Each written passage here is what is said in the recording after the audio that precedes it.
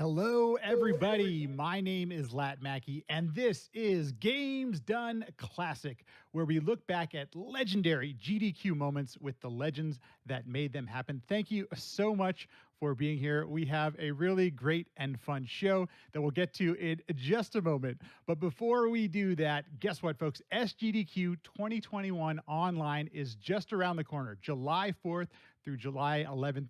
And game submissions are open now until actually the end of today. If you're watching this live on Twitch right now, we are live. And you still have time to get your submissions in. In fact, somebody today we know just is getting their final submission ready, who's part of the show today, which we'll get to in just a little bit.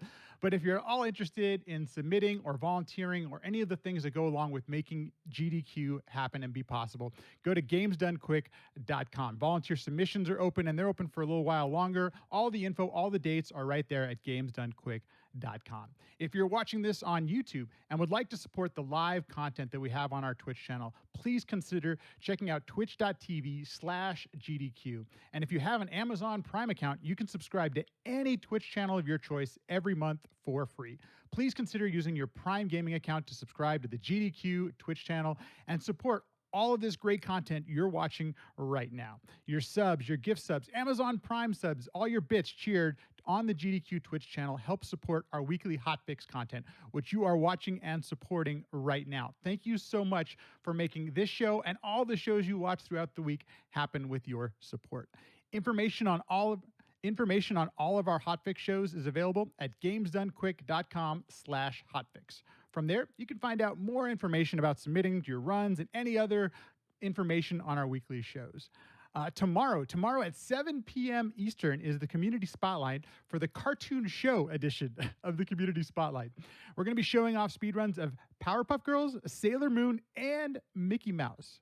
Let's see. The speed run, there's been a bunch of really cool tutorials happening on that Monday Community Spotlight show. And tomorrow, Katamari Damacy?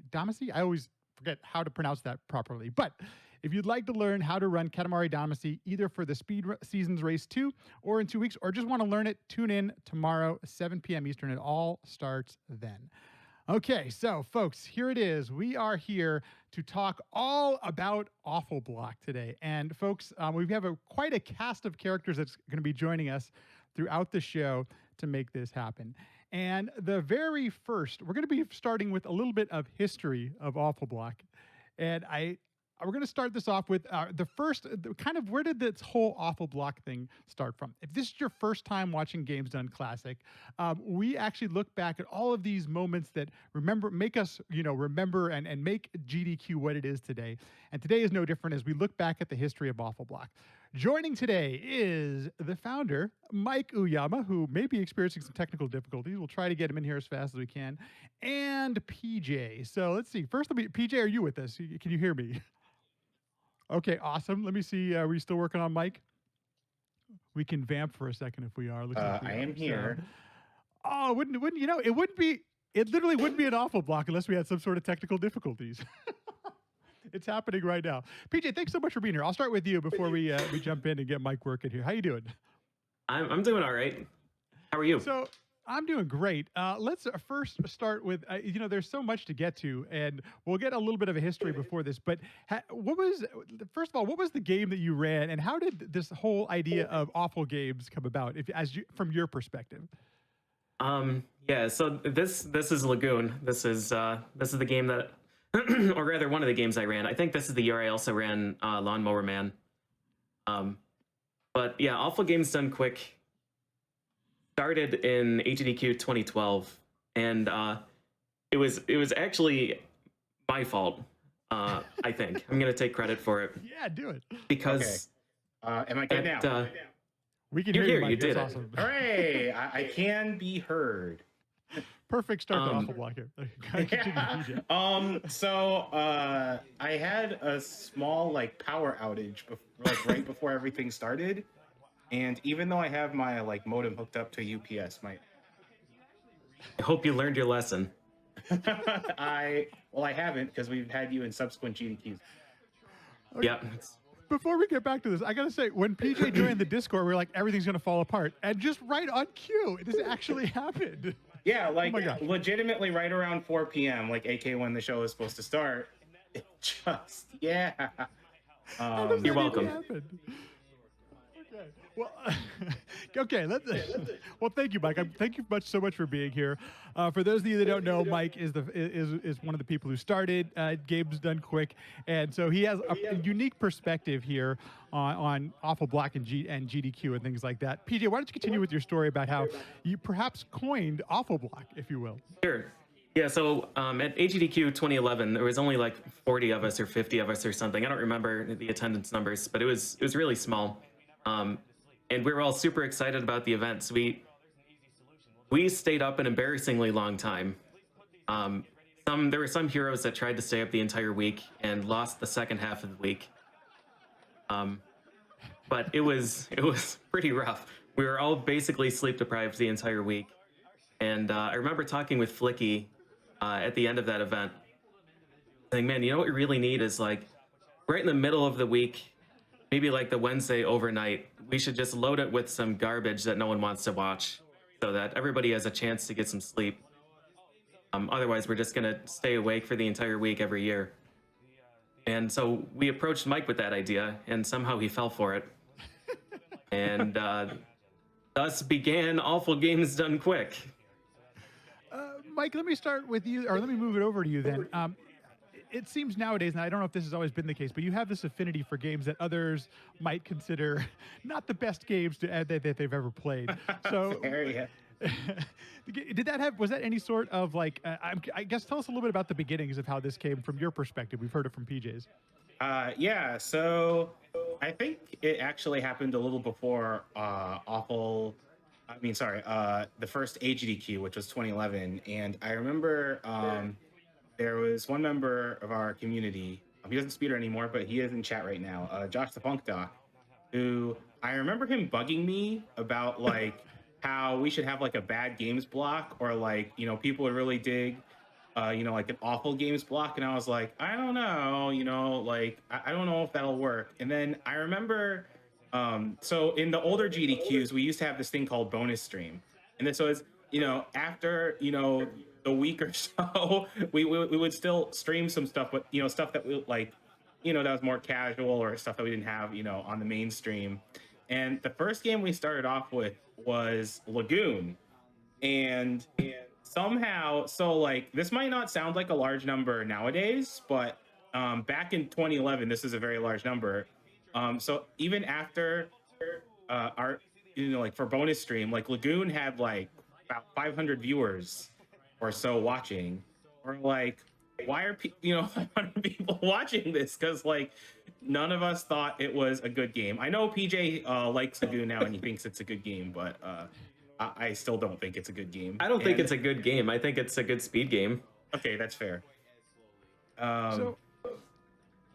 So how does Lagoon then? I mean, who even just like did somebody suggest it to you, Mike, or was that something that you had chosen? Like, how does Lagoon become this this game that starts this whole Awful Block thing?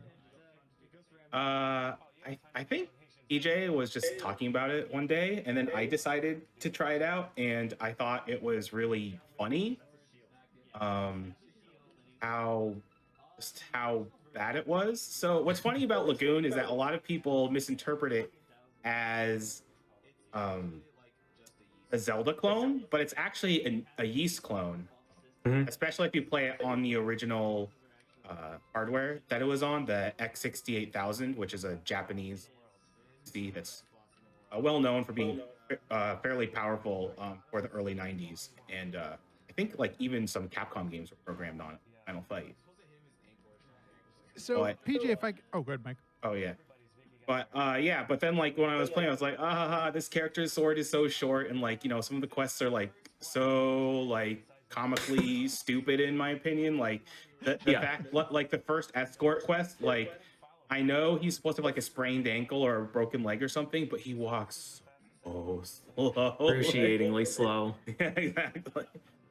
And then there's bosses that where you just wonder like, how are you supposed to fight them? In fact, it took PJ and like some tassers like a while to figure out the pattern of one boss, Ella, just to be able to fight that boss consistently. Yeah. So PJ, what's your history with the game before you actually ran it on the GDQ stage? I mean, had you been speedrunning it for a while? How did you discover this game yourself? Oh, sorry to interrupt you, but if you can see on the screen now, this is that escort quest that I was talking about. The guy was walking so slow. Oh my gosh, she's crawling. Poor Giles. Yeah, poor Giles.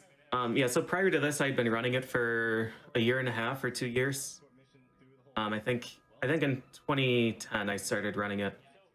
But there was a guy that I was friends with and used to look up to in, I don't know, 2003 or something, and he said that Lagoon was his favorite game. And I had never seen it before, but I saw it at a game store and I was like, Lagoon, oh man, all right. And my friend really liked this, so I'll pick it up. It was $5. So I picked it up and I immediately got lost. It took me an hour to get out of the first town because you need to buy a sword to leave the town, but like they don't tell you anything. They're just like, here's some money. Like you have to go find a sword, but like the weapon shop sells items. The shop that sells weapons has like an armor icon in the front of it and is labeled restaurant or something. Like everything is wrong. So I got lost and couldn't figure it out and stopped playing it. And then some years later, my brother and I decided to dedicate a summer to beating all of the games that we owned but never beat. I decided that was my time for revenge. So I finally finished Lagoon and I was like, you know, this game's pretty terrible, but that was a really rewarding experience. Much like a lot of these other bad games, it's usually just like one or two really bad mechanics that makes the game charming and makes it interesting to try and work around. And in this game, it's the really horrendous camera and the horrible weapon. So yeah, sometime later, I was like, I wonder how hard it would be to do a speed run of this. Because back then I was still, embarrassingly, I was still involved with Twin Galaxies. And their rules prohibit any kind of continuing. Everything has to be done single segment. I was like, man, a run of Lagoon would just be impossible. Like you have to beat the whole game without dying. But you just die from like any enemy. Any bad interaction with any enemy in the whole game is a game over. This has got to be the hardest game ever then. So yeah, I started running it then mostly out of like intrigue to see how impossible the run would be, and because it was just rewarding to become competent at the mechanics. So tell us a little bit about this run. What time of night? One of the things that now is the staple of Awful Block is it's late at night. It's depending on where you're at and stuff. So what time is it when does this run take place? And tell us a little bit about the vibe inside the room. Are people sleep deprived? Is anybody awake at this point? Oh God. So I don't know what time it was. It was somewhere between midnight and 2 a.m. probably. But our plan to have people sleep during this block backfired in the biggest way possible. And the room was completely packed. Yeah, as you can see, because back in 2012, which is when this was, we had maybe like 90 people total, for the entire event. As you can see, there's at least like 20 people in the room right now. So this plan to have people sleep during this block definitely did not work out too well. Yeah, and I remember looking, man, we're so young there. Yeah, I know. Yeah. I remember like at some point looking to the side, past, like you can see Flicky there in the side in the plaid shirt. That was the host station. Next to him were like 3 donation stations, and then there was, I don't know, maybe 10 more feet of space. I think the tech like wrapped around like an L-shaped desk. Yeah, it did. The tech was there. And I remember looking over in that space, and that was also just packed with people, like shoulder to shoulder. I was like, why are you guys here? Like, you can't even see the TV from there. And also it's Lagoon. Why? Why are you doing this? There are some, watching this video nowadays, one of the things is that the mic picks up every person in the room. So sure even does. the person in the back who whispers, you can hear crystal clear over the mic. Mike, where did this one take place? Where is the event location here? Yeah, so this was a location called the National 4-H Center. It's right outside of Washington, D.C. I don't think it's Rockville, Maryland. I can't It was remember. Chevy Chase. Yes, it's Chevy Chase, Maryland. You're right. Yeah. And it was a good location for the time because it wasn't too big. Like it was basically kind of like a youth hostel, with Yeah, some unless conference you're room space. Stansky. Say it again, PJ. I said unless you're Stansky, it was a good place. Oh yeah. He used his GPS and it brought him to a military base instead. Yeah. Wow, that sounds like a story for another time. Did he Yeah, ever yeah. make it to the venue? He did make it to the venue eventually, Okay. but he did. I completely forgot about it, but he did have trouble. Was he, making it. was he met by armed guards or something? Or? Yes. Yes, he was. He was actually met by Wow, nice. I was curious. Was Lagoon originally scheduled for this late at night, or was this something that it happened to be in the schedule? This is where it got to. Yes, actually it was. So even though GDQs kind of have a reputation for being late, and the first HDQ was especially late. So this was the first HDQ where we actually implemented like setup blocks to like accommodate for like it takes time to set up in games. And our setup blocks were like so forgiving, and the estimates were also pretty forgiving, where we actually started getting ahead of schedule at times. So we were, in fact, the reason why bonus games were invented was because we were running ahead of schedule, and we were like, okay, we have to fill the schedule with something. And like this, the scheduling and gameless process was a lot less formalized. So it'd just be like, hey, who can run a game?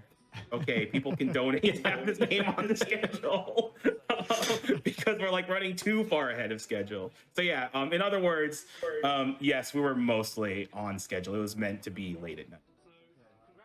So that actually leads to a perfect question, PJ. When we went back and did the history of classic games done quick, many runners were running multiple games, so preparation just had to be a nightmare if it was even possible. Were you able to prepare for this run at all? Like, did you do some things to make to try to ensure the best speed run you possibly could at this point? I'm curious what the prep was like. Yeah, absolutely. I prepared this game pretty thoroughly, probably because I was the most scared of running this game. It's So a mean the game. boss of- It's really hard. It's impossible. The boss of this dungeon, it took me like 15 minutes of attempts in this run. And that and the boss Ella that Mike alluded to earlier was another real sticking point. There are a lot of bosses that can just wall you hard, because sometimes there's just no counterplay. Like you run up to the boss and you get a perfect stun lock or you're killed. And doing that under pressure at 2 a.m. Is pretty scary. So, yeah, I practiced this game a whole lot before this run. It worked out in some places, and in other places it didn't quite work out, but I did the best I could. Mike, at this point, is there still the two separate streams where there's the commentary stream and the gameplay stream, or were you able to stream both of these at the same time at this point? We were streaming both of these at the same time, and we used the second stream as like our quote unquote donation tracker, because like it was a lot less sophisticated back then. So like I think we had like the incentives and like how far away they were and stuff like that. Like I think it was just like a text document or something like that, like on the second stream, if I'm remembering this correctly. So, as I mentioned earlier, basically anybody can talk because the microphone just picks up everything at this point. PJ, Yeah. Did you do any preparation for commentary and like that? Did you have people that knew the game or anything? Because everything just seems a lot less formal than it is nowadays. So I'm wondering no. if any of that was done. And the speedrunning community was so small that like basically everybody in this room had already seen and or played Lagoon. Because it's like the same crowd that was around the first time I did it for that bonus stream. Yeah, so it was more like, hey, who wants to sit on the couch for this run? Yep. Yeah, I was pretty confident that I could handle like the relevant details on my own, but was happy to have support from anybody who was willing to sit there. Mike, were you awake at this point? Did you get a chance to see the run live? Yeah, I was. Isn't that you in the I center? saw this run live. In fact, pretty sure That's like, you in the somewhere center of the couch, back. isn't it? Oh, it might be. I'm like, it's a small. Mike, is that Yeah, sitting that's on you. the couch? Remember, Yeah. because Mercury knitted the turtle Kano hat that you were wearing. Yeah. Very good. Yeah, I was in the crowd. I don't think I stayed up for all of Awful Block the first year, but I did stay up for a lot of it, especially since I had to run a game. Mhm. So, what were some of the other games? Because unfortunately, we won't really get to them in today's episode. But what were some of the other games being run for Awful Block the first time? Oh yeah, as NPC pointed out, I'm on the couch right next to J-Man. Yeah, he's really right there. I couldn't even On our- recognize myself. Folks, we're watching the video on Discord, and it's about the size of a green pea, so it's a little tough to tell who's Yeah. there. But what other games were run for Awful Block that year? I ran After this something- was Altered Beast, I think, right? No, Altered Beast was the year previous, and there was no Awful Block then. It was Subterranea that year that I ran for. Oh, yeah. Nice. Subterranean, and then Lawnmower Man was after that. Yeah, exactly. So I'm guessing you didn't sleep at all, PJ. You just stayed up for all that. I don't remember. Could be because I did stay awake for all of it, Yeah. and it could be because it was 9 years ago. But yeah, I don't remember the details beyond Lawnmower Man. Was this the year of Pole's Big Adventure too? Yes, this was the year of Pole's Big Adventure, which is it's a Japanese only WiiWare game called Polu no Daiboken in the original Japanese, and it's basically like one of those troll games where there's just like lots of ways to die and lots of like silly little like gotcha moments. Like for example, there's an extra life in this game, and it's like this green can, and then when you collect it, you get 7 lives because it's a 7-Up. And then there's one part where like that looks like a background object, and there's just a cactus there, but if you walk into it, you'll die. But it's only like that specific cactus. Like it's just lots of little trolly things like that. So I want to chat just a little bit more about Lagoon. I'm curious, is there any like things that the game you might have softball? Are there any like game ending things that could have happened during the run? Because the risk is always interesting to find. Like what kind of risk are we taking by showing this on stream? I guess it would be possible. So when you save, you can save anywhere except boss rooms and when you're in the air. And when you save, it preserves your health and it preserves enemy position, I think. So there might be a way where you could like Diablo 1 yourself into a really terrible save file, where you'd reload and be like frames away from being killed by somebody. But in my 11 years of running this, it hasn't happened. So I'd say it's pretty safe. Yeah, Good to I'd hear. say more so than like having the risk of not finishing the run is just, as you mentioned before, PJ, just being walled on Yeah. a boss for a while, because the bosses in this, because you're so underleveled in this run, and the bosses take a lot of hits. Yeah, yeah. PJ, you mentioned your first playthrough actually finally finishing the game. How many hours did you put into the game to finally beat it the first time? It's hard to say. My brother and I kind of swapped. He had absolutely no interest in ever playing through this game. So I would play through the dungeons and make a save file before the boss, and then we would kind of take turns trying to kill the boss, because frankly, it doesn't matter how much knowledge or not knowledge you have in the game. The boss is going to look basically the same. You're going to run up to it and swing your sword, and you might win and you might die. And no amount of experience is going to change that, really. There's nothing that's going to change. Yeah, so we traded off for a lot of those, and sometimes like I would go eat dinner and just leave him with the snowball boss for an hour. Sometimes I remember I went and I played Melee at the LAN center for a whole night while he was trying to beat Ella, and he sent me a picture later that night of like the defeated boss and empty boss room, and he was like, "It's done." Yes, I don't have to beat that boss. He took care of it for me. So I don't know. We kind of split the workload for that first playthrough. That's actually kind of nice that you had that opportunity. That's Yeah. That's like, Mike, you mentioned just the casualness of some of the games that were selected for the first block and everything like that. Is that kind of the way that it came about this one too, where you asked some people to do, or did people actually submit some games for this part of the marathon? People actually submitted. Okay.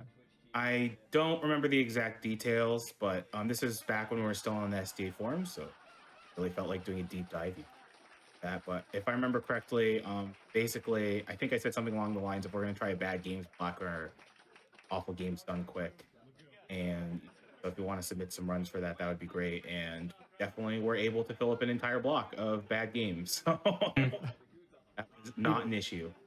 I'm trying to think. Mike, do you remember when JRDQ was? Was that 2011 spring? That was 2011 spring.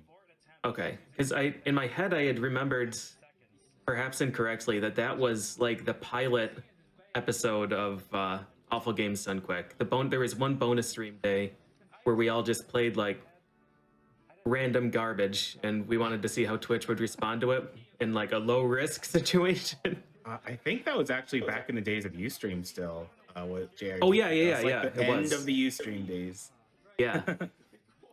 Yes, we had dedicated that Wednesday of bonus stream because bonus stream is a full week after that event, and you had done like, what was that? Rising Zan. Yeah, Rising Zan, and then I also did the Demon Rush. Yep. I had streamed Dream TV.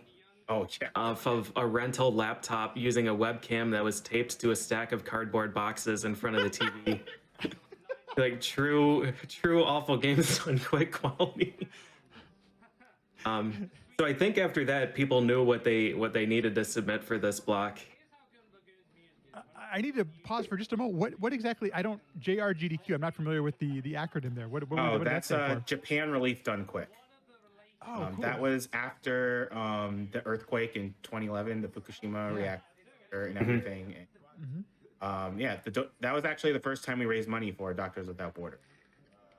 Oh, very cool. And was that a week-long thing, or was it a little bit shorter? Like, it sounds like you could experiment with some of the games you were showcasing. So, I don't remember 100%. I just remember it was organized in a really short amount of time. Yeah. Gotcha. Came together quickly. I definitely PJ, remember Rom Scout being one of the big organizers. Other than that, Yeah. my memory is pretty hazy. You know, PJ, I'm familiar with many of your speedruns, a lot of Mega Man, a lot of what people might consider like really, great games and things like that. When you had first started running Lagoon, were you aware that like many considered it not that great of a game, or did you know comparatively what kind of game it was? Oh yeah, no, I knew what I was getting into. Yeah, I mean, like I said before, this was a game that was recommended to me by somebody that I looked up to, and I learned my lesson after that. Never trust what he says again. You mentioned yeah, the no, 11 years I thing. knew. Are you still running it at all today?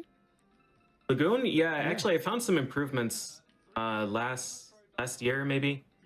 And I was considering getting back into it, but it is such an incredibly stressful run. And I wasn't really sure if I would have the right mindset for another grind of this. But I do still play through it every once in a while. I love the game. It's really flawed, but like once you get used to it and once you get competent with the mechanics, it's really fun to play through. Mike, have you played through it at this point? What, Lagoon? Yeah. Yeah, I played through it a long time ago, and before it was featured in Awful Block, and I thought it was like very funny and comical, just like some of the design decisions in the game, like how tiny your sword is, which is actually more a byproduct of it being a yeast port, being ported from the bump combat. If you don't know what bump combat is, it's a style of combat where you run into enemies, but you don't want to run into the head-on. You want to be slightly off axis, so you're hitting them and they're not hitting you. But to like, I guess to make it more palatable to console gamers, what they did is that they changed it to like you press the attack button to attack, but like they didn't change the size of the sword at all. So that's why your sword is like ludicrously tiny. Yeah. Like people, might exaggerate the word pixel perfect, but basically all of your sword strikes in this game are pixel perfect because you only have so many pixels to. There's also the fact that, as you can see, like scrolling on the screen, like you have to be very, very far, like 80%, like towards the end of the screen to like move it. So like you can't really see like what's in front of you. If you're going to be hit, just stuff like that, and the game lags like all the time. It's just Thankfully it lags, because that's your only indication that there is an enemy coming. That's true. You're like, oh, the game's slowing down. I guess there's probably going to be an enemy that shows up in front of me. That's one of the things that struck me when I first watched this run was that your character isn't centered. Your character is Oh yeah. at the extremes of the screen, which is for the games I'm familiar with seemed pretty unusual for the time. Yep. I wonder if that's I mean- a limitation. I mean, or you anything. could argue it's innovative, but there's a reason why they didn't, stick with that innovation for very long. Right. Oh, we're coming this- up to the big stumbling block in this particular Yeah. run. Nutella. Yeah, this boss, the game expects you to be level 10 or 11, and I'm going to be fighting it at level 7 or maybe even 6 in this run. So I can survive one hit, and need to stun lock the entire boss. Oh, I can survive 2 hits. Oh, okay. Oh, right, because this run bought the armor. Yeah. Yeah.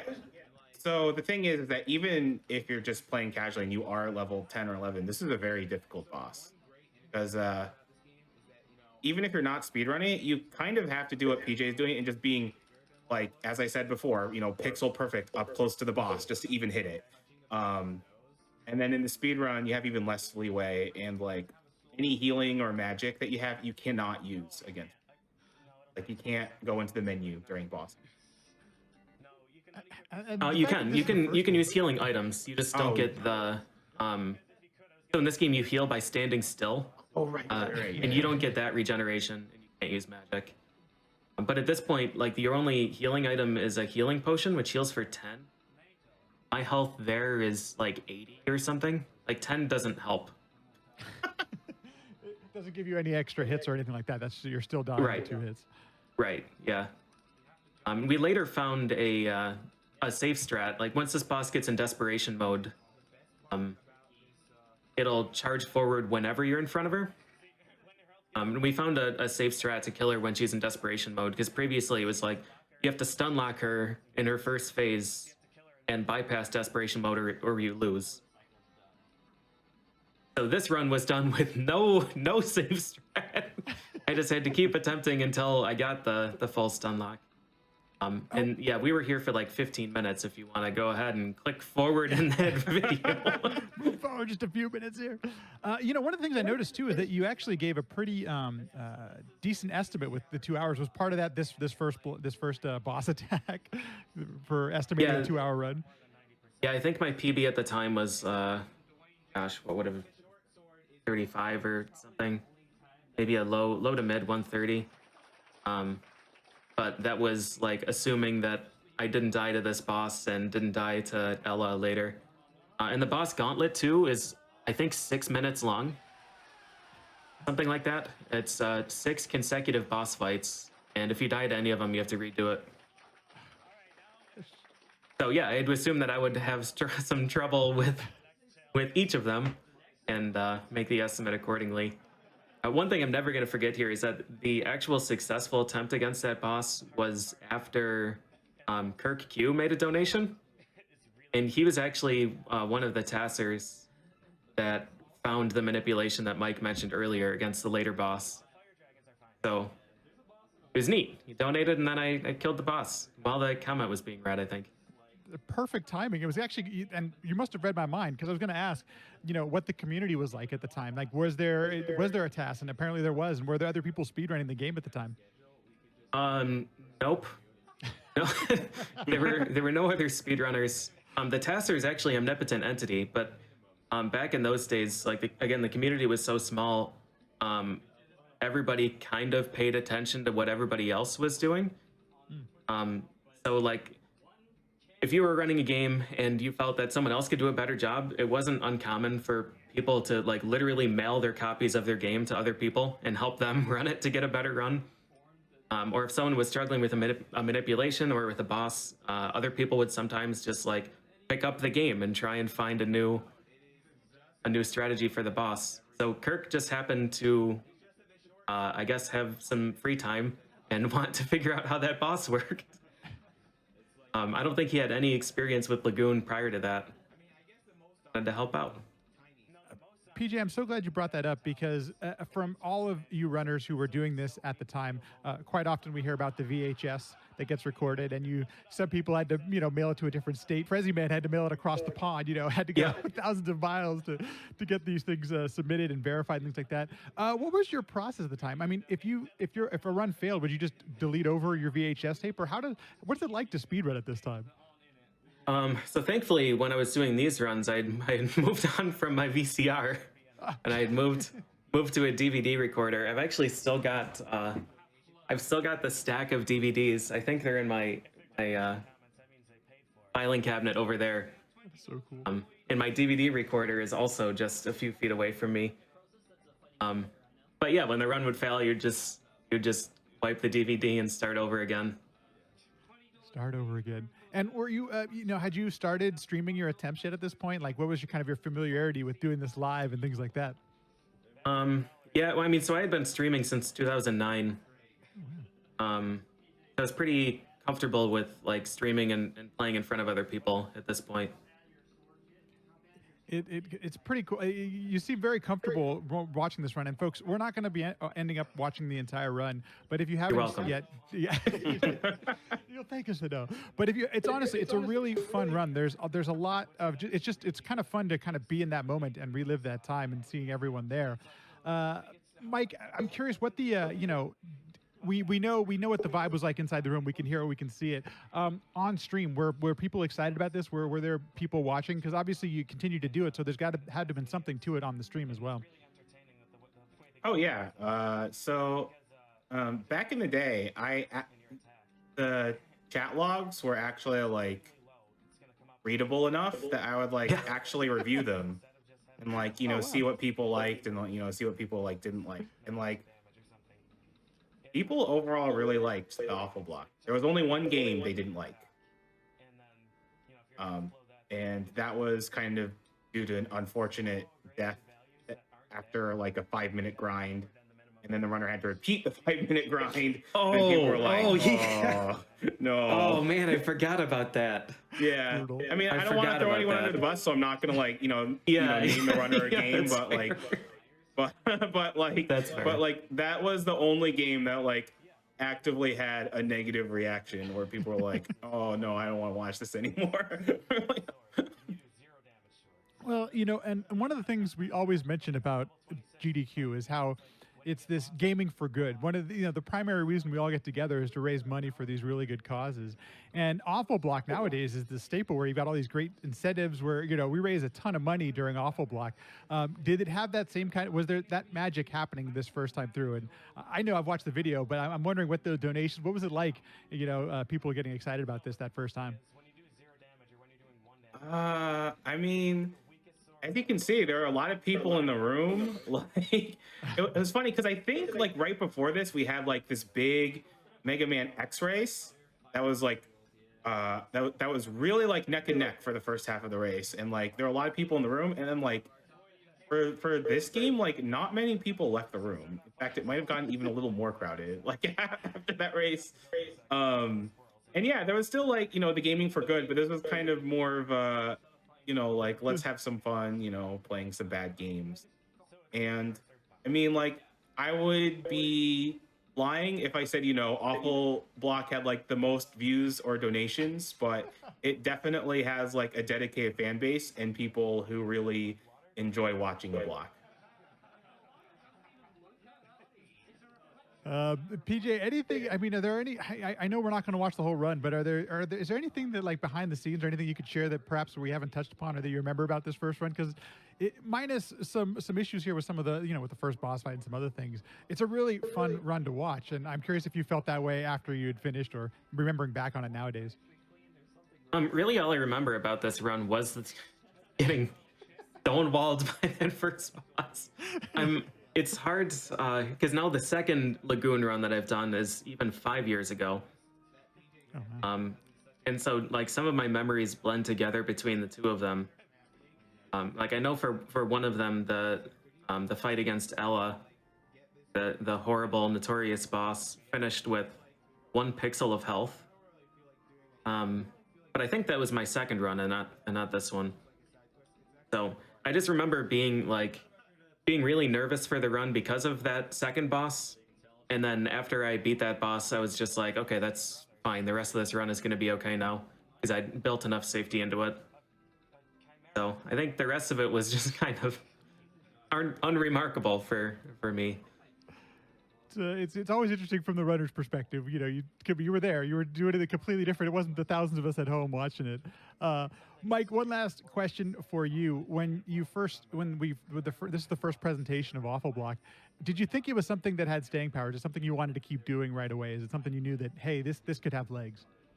I mean, it was really more of like, when I mentioned that bonus stream, year previous, I was like, well, maybe there is something to this. And then we tried it, and I think it was less like, okay, people seem to like this. We had fun, so let's try it again. And it's just built up a following since.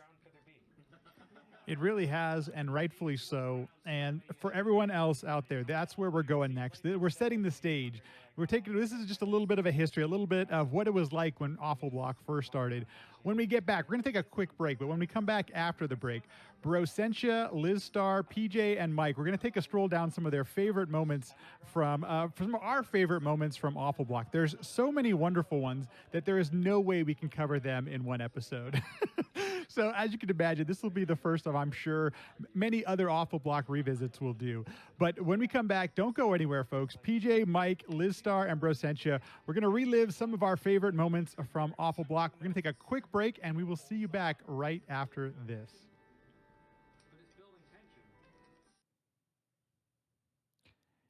And welcome back to Games Done Classic, where we look back at legendary GDQ moments with the legends that made them happen. Today is all about Awful Block. If you are watching this live right now on Twitch, we are live, folks. So if you're in the chat and you want to throw out any questions, want to comment or anything like that, we will see it. I promise you we are live. If you're on YouTube, thank you so much for watching and supporting all the live content here on GDQ Hotfix, twitch.tv/GDQ. We are looking back at all of some really fun moments from Awful Block. If you missed the first segment, it was all about the history and how did Awful Block get started. But now let's turn the page a little bit and let's bring in, when I think of Awful Games, I got to be honest, folks, I think of all the people you see on the screen right now. So fortunate to be joined by, once again, Mike Oyama and PJ. Welcome back. And Thank now, you. Joining us, Brosentia and Liz Star. Thank you both for being here and joining us today on the fun stroll down memory lane, if you will, of Awful Games. Yeah, good to be here. Good to be here. Where to even start with all of this, but I think the first part I'd like to ask is, first of all, where did all of you get your start and affinity for bad games? And we heard, I'll start with Mike, and then we'll kind of go around the horn here. Mike, when did you even know they were bad games when you started enjoying some of these games? I think I started becoming more of a bad game enjoyer, thanks to Awful Block in general. There was also this bad game exchange on, Speed Demos Archive. Yeah. And what's funny is that I knew the bad game that I was receiving, which was Subterranea. And I gave, and on the other end, I gave Vorpal, who never completed a run of the game, Hokuto no Ken for the NES. Oh, that's right. Yeah. And good. And I think I just kind of gained an appreciation over the years, just playing starting with that and Lagoon, and then just playing, kind of seeking out more and more weird and obscure games after that, because I do like playing cult classic games and stuff like that, and it's kind of it's not quite the same thing, but it has a bit of a similar feeling. Bro, how about you? What's your history with the Awful Games? What's my history with the Awful Games? I was going to say, my nose is itching like crazy right now in front of everybody, and I can't do anything about it because it would be embarrassing. My history of Awful Games, I played quite a few bad games when I was growing up, which people have found out. But really, when it came to speed running, again, the blame goes to PJ. because I had done my first GDQ run, which was Mirror's Edge. It went okay, and then I found out about this bad game exchange, signed up. Dragon Dark gave me Athena, and I gave him Wizard of Oz. And let me just say, I'm still waiting for Dragon Dark to finish that run, because how long has it been? What, 9, 10 years? I think 10 years at this point. Yeah. So at that point, I started playing some of those awful games just because I agreed to. And I hate Athena, but then after that run was finally done for the Speed Demos Archive website, I was like, I gotta find a new project. Yeah, you think you're done and then you're not. That's the problem with bad games. It just keeps snowballing. And now he runs a bad games tournament, so it's only gotten worse. Oh, yeah, we find a lot of, I was going to say gold, but the opposite of that. Whatever the opposite of gold is. Like tin. A lot of tin games out there, yeah. Liz, what is kind of your first experience with what you might consider a bad game? I'm a lot different from everyone else here because I'm like the new kid on the block. I've only been doing this for like the past 4 years and not a million. And Wow. Damn. I'm the young hip kid. No, extremely not. But it just kind of. I've always been a very silly, goofy person, and I fell into this in the weirdest way, because my first bad game was a game called The Ooze, which I ran on a dare because someone bet me that I couldn't play it for more than 15 minutes. So I routed it and speed ran it for months, and then I just kind of realized I really, really liked playing garbage, and I then started doing the same thing for like, you know what? I'm going to learn how to speedrun Mega Man DOS. And then it was actually really fun. And I just kind of like dove deeper and deeper. And now I live in a trash can and everything's great. And honestly, it sounds like one game becomes this like gateway to this whole world. It does, yeah. For almost everyone. PJ, did you have a similar experience? Once you had like, gone down the rabbit hole of Lagoon, now you want to try this, now you want to try that. What's your history? I don't I don't really know that I like bad games. Just that sometimes there's a game that just has like one really big flaw that makes it just awful to play, but also makes it really interesting. So, like, there might be a game that just has absolutely terrible controls, and then it becomes a personal challenge to try and make the controls work. And it's not really anything about the game being bad that I care about. It's more just like, I need to see if it's possible to make this game function. So there's that, and then some of my projects have just kind of developed because I'm really stubborn.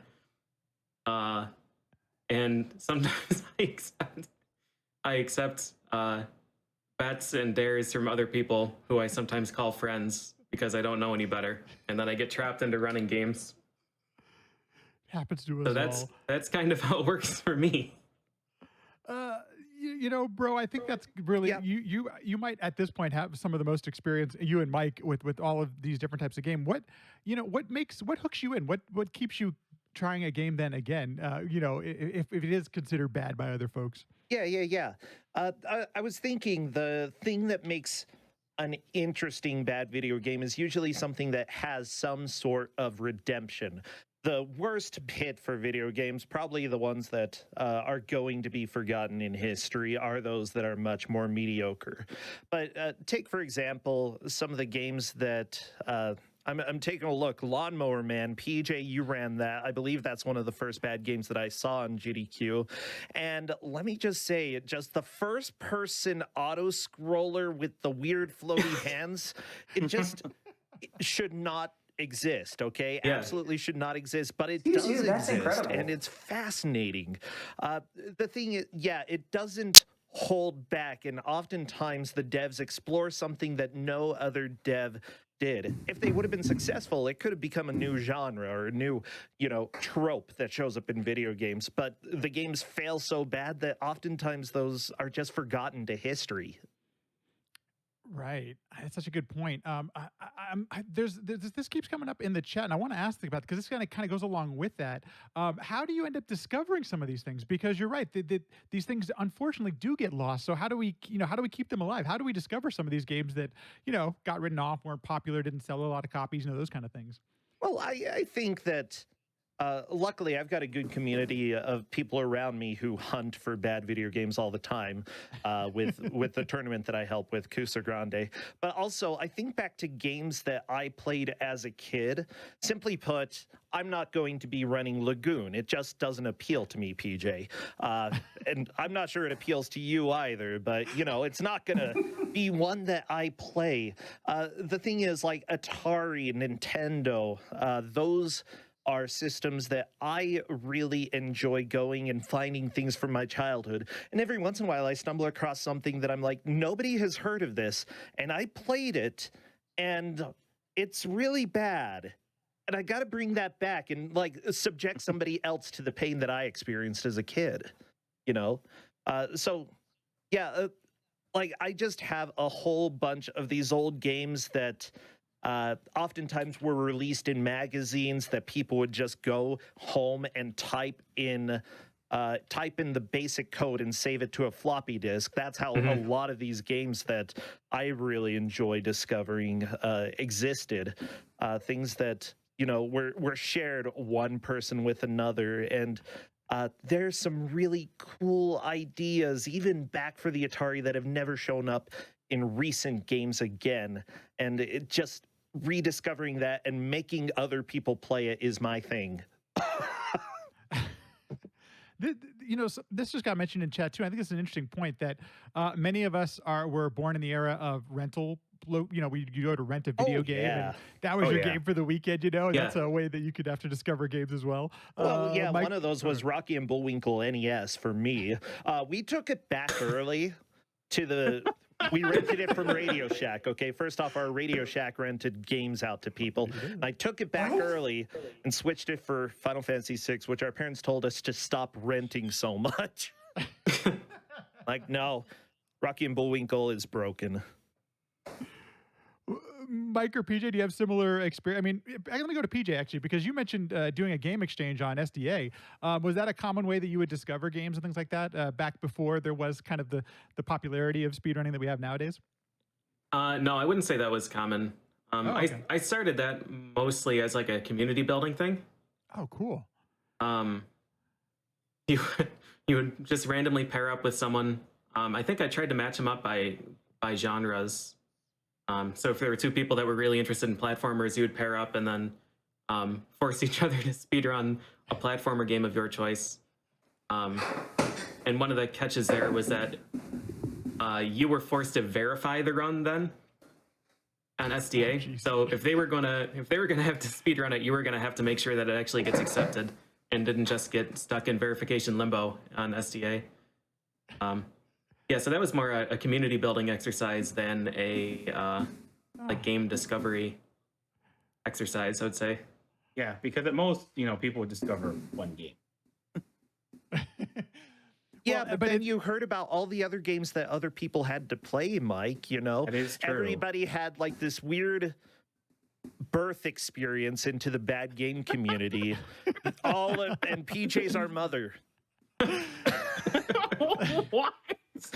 Wow. So you all better take care of me when I'm old. Oh, we'll take care of you. I mean, Liz is the young hip kid, so she's going to be the one taking care of all of us. No. Y'all are going in a home.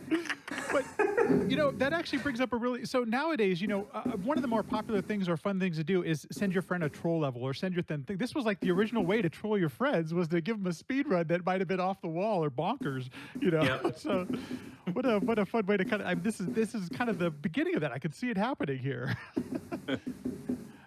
Mike, I got a question for you. As Awful Block becomes a thing and everything, were games evaluated and chosen the same way that they were? Or did you have to create any sort of new processes or anything like that? Because there had to have been games that people might not have been familiar with. Yeah, well, it's definitely there's some similarities and there's some differences. Like, there's some games that are very infamous for being bad.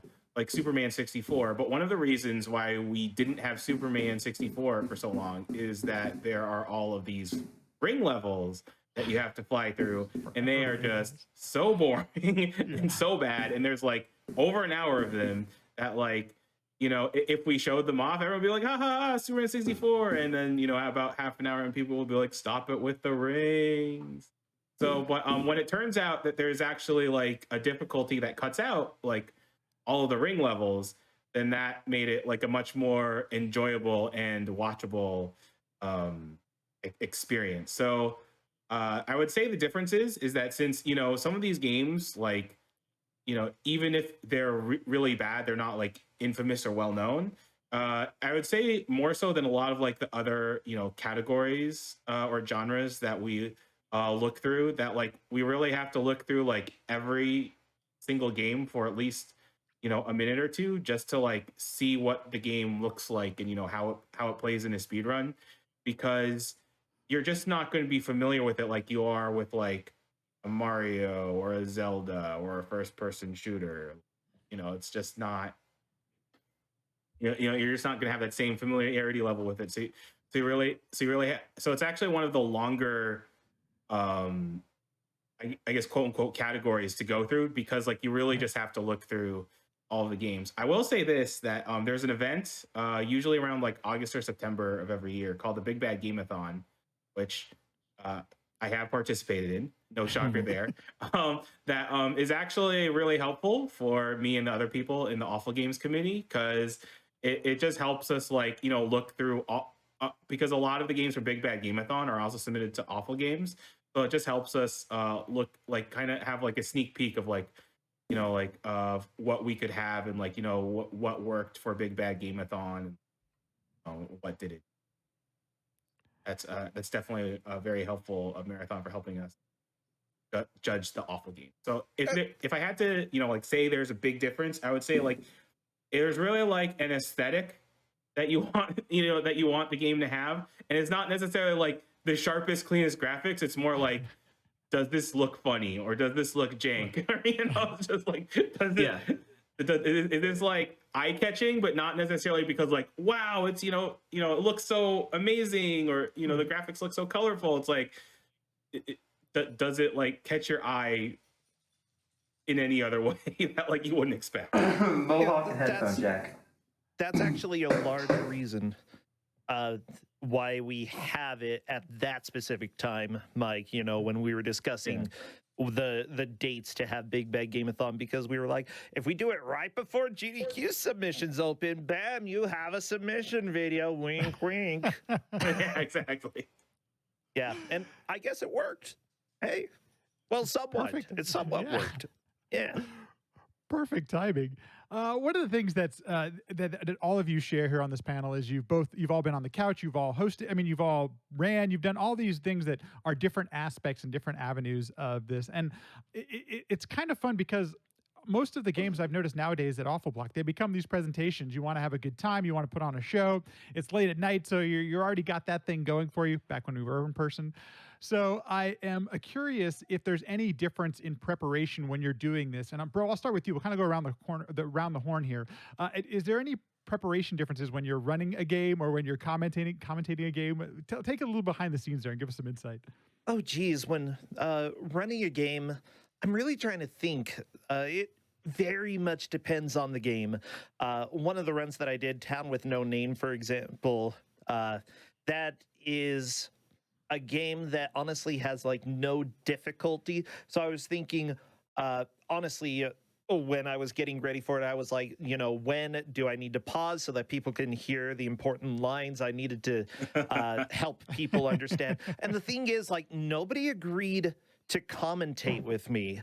And so I was going to be there alone. I just yelled at the audience, hey, as many of you who want to come and sit on the couch, come on up. We got like 20 people there. And honestly, just having that kind of friendship, people just sitting there laughing, they could barely see the game, but they were laughing. It added a lot of flavor to it. For runs that actually require having attention, though, I try I try to coordinate with somebody else and like at least have them watch the run, but usually not too much so that they can laugh when weird things happen. Liz, what has your prep been like for some of the games you've run? My what? My prep? Your prep, yeah. I mean, is there any different approach to, commentating as opposed to like running the game itself? No, I kind of just, I don't know, I focus a lot on just goofing off. Like, if I go into something too serious, then it'll start to like make me nervous. So I just kind of go in like, I'm gonna have a good time and I'm gonna hang out with my friends, usually off, and we're just going to laugh at this video game, and it really does help like get the edge off. PJ, we've heard of some of your approach. Does it change at all if you're sitting on the couch versus if you're actually playing the game? I think sometimes sitting on the couch is more stressful than running it. Yeah, totally. Because it's really tough to know when the runner needs to focus. This is just like in general. It's really tough to know when the runner needs to focus and when you can interject with commentary. When it's okay to joke versus when the runner needs to absolutely not be laughing. And for some of the awful games, I mean, a lot of my friends have run these. So I want to be on the couch to support them, but I also absolutely don't want to play through Cruel World or Time Cop. Yeah. So then I have to figure out how I'm going to sit on the couch and try and make it, try and disguise the fact that I know nothing about these games while still supporting the runners. Well, I mean, if you can laugh about things and sometimes just have a good line or two, and make fun of the game a little bit, I don't know. You're improvising, PJ, and honestly, It's just fun to chill with friends and laugh. Yep, I've always enjoyed it. Yeah. Mike, anything for you? You've now run the gamut of participating in different types of ways in the awful block. Any change for you, or are you just up there having a good time? Yeah, I mean, it's definitely different from like running a quote unquote normal game because like, part of the appeal is just like goofing off and just, not taking it too seriously.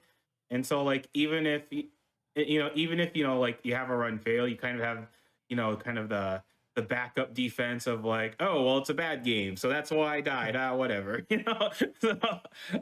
So like, I generally don't feel too nervous running an awful game, and I just try to make sure that I have a good couch commentary that gels well together, and like who are also like having a good time. Well, speaking of that couldn't be more of a perfect transition. We're going to take a look at our first run today, folks. And there are a few runs we're going to get to. Unfortunately, we just don't have time to get to all of the wonderful moments that have happened. But the first one we're going to look at is from AGDQ 2019, Avoid the Noid, as run by Mike Uyama. And Mike, first of all, how did this game come? Like, how did you end up playing Avoid the Noid, and why did you think this would be great for the for the awful block? Okay, so speaking of Brosencha's bad game tournament, for Cuso Grande, there was one of the GMs, Tina, gave out this game, and I wasn't actually technically a competitor for this. There's this thing called a zombie, which is someone who kind of just fills up the last screen just so that, all of the race screens are filled.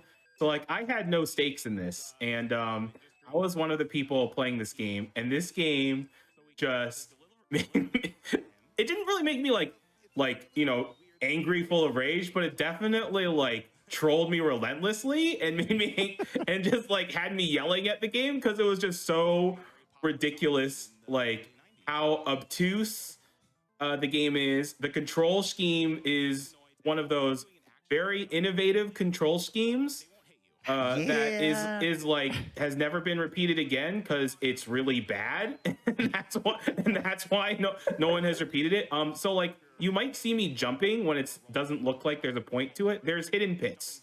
Like none of the pits in this game are visible, so I'm actually jumping over hidden pits if I'm not dodging noids. There's also phones that I'm skipping, but you have to, pick up some of the phones because some of the phones have keys in them because that's how pizza delivery works, I guess, or how it worked back in the 80s. But if you pick up the wrong phones, then somehow a Noid blows you up via telephone and you lose a life. So like there's just this combination of factors, and that, you know, like the frame rate and the EGA graphics and stuff that that gives the same kind of like a janky charm, so you will. So like after I played the game, I think like a month or two after, like this was Big Bad Gameathon actually, and I was like, I want to submit this game for Big Bad Gameathon, so I decided to learn it for Big Bad Gameathon, and I submitted it, and it got in, and you know, that's kind of it just went from there. Bro, have you played this before? I noticed. I think I see you there on the couch.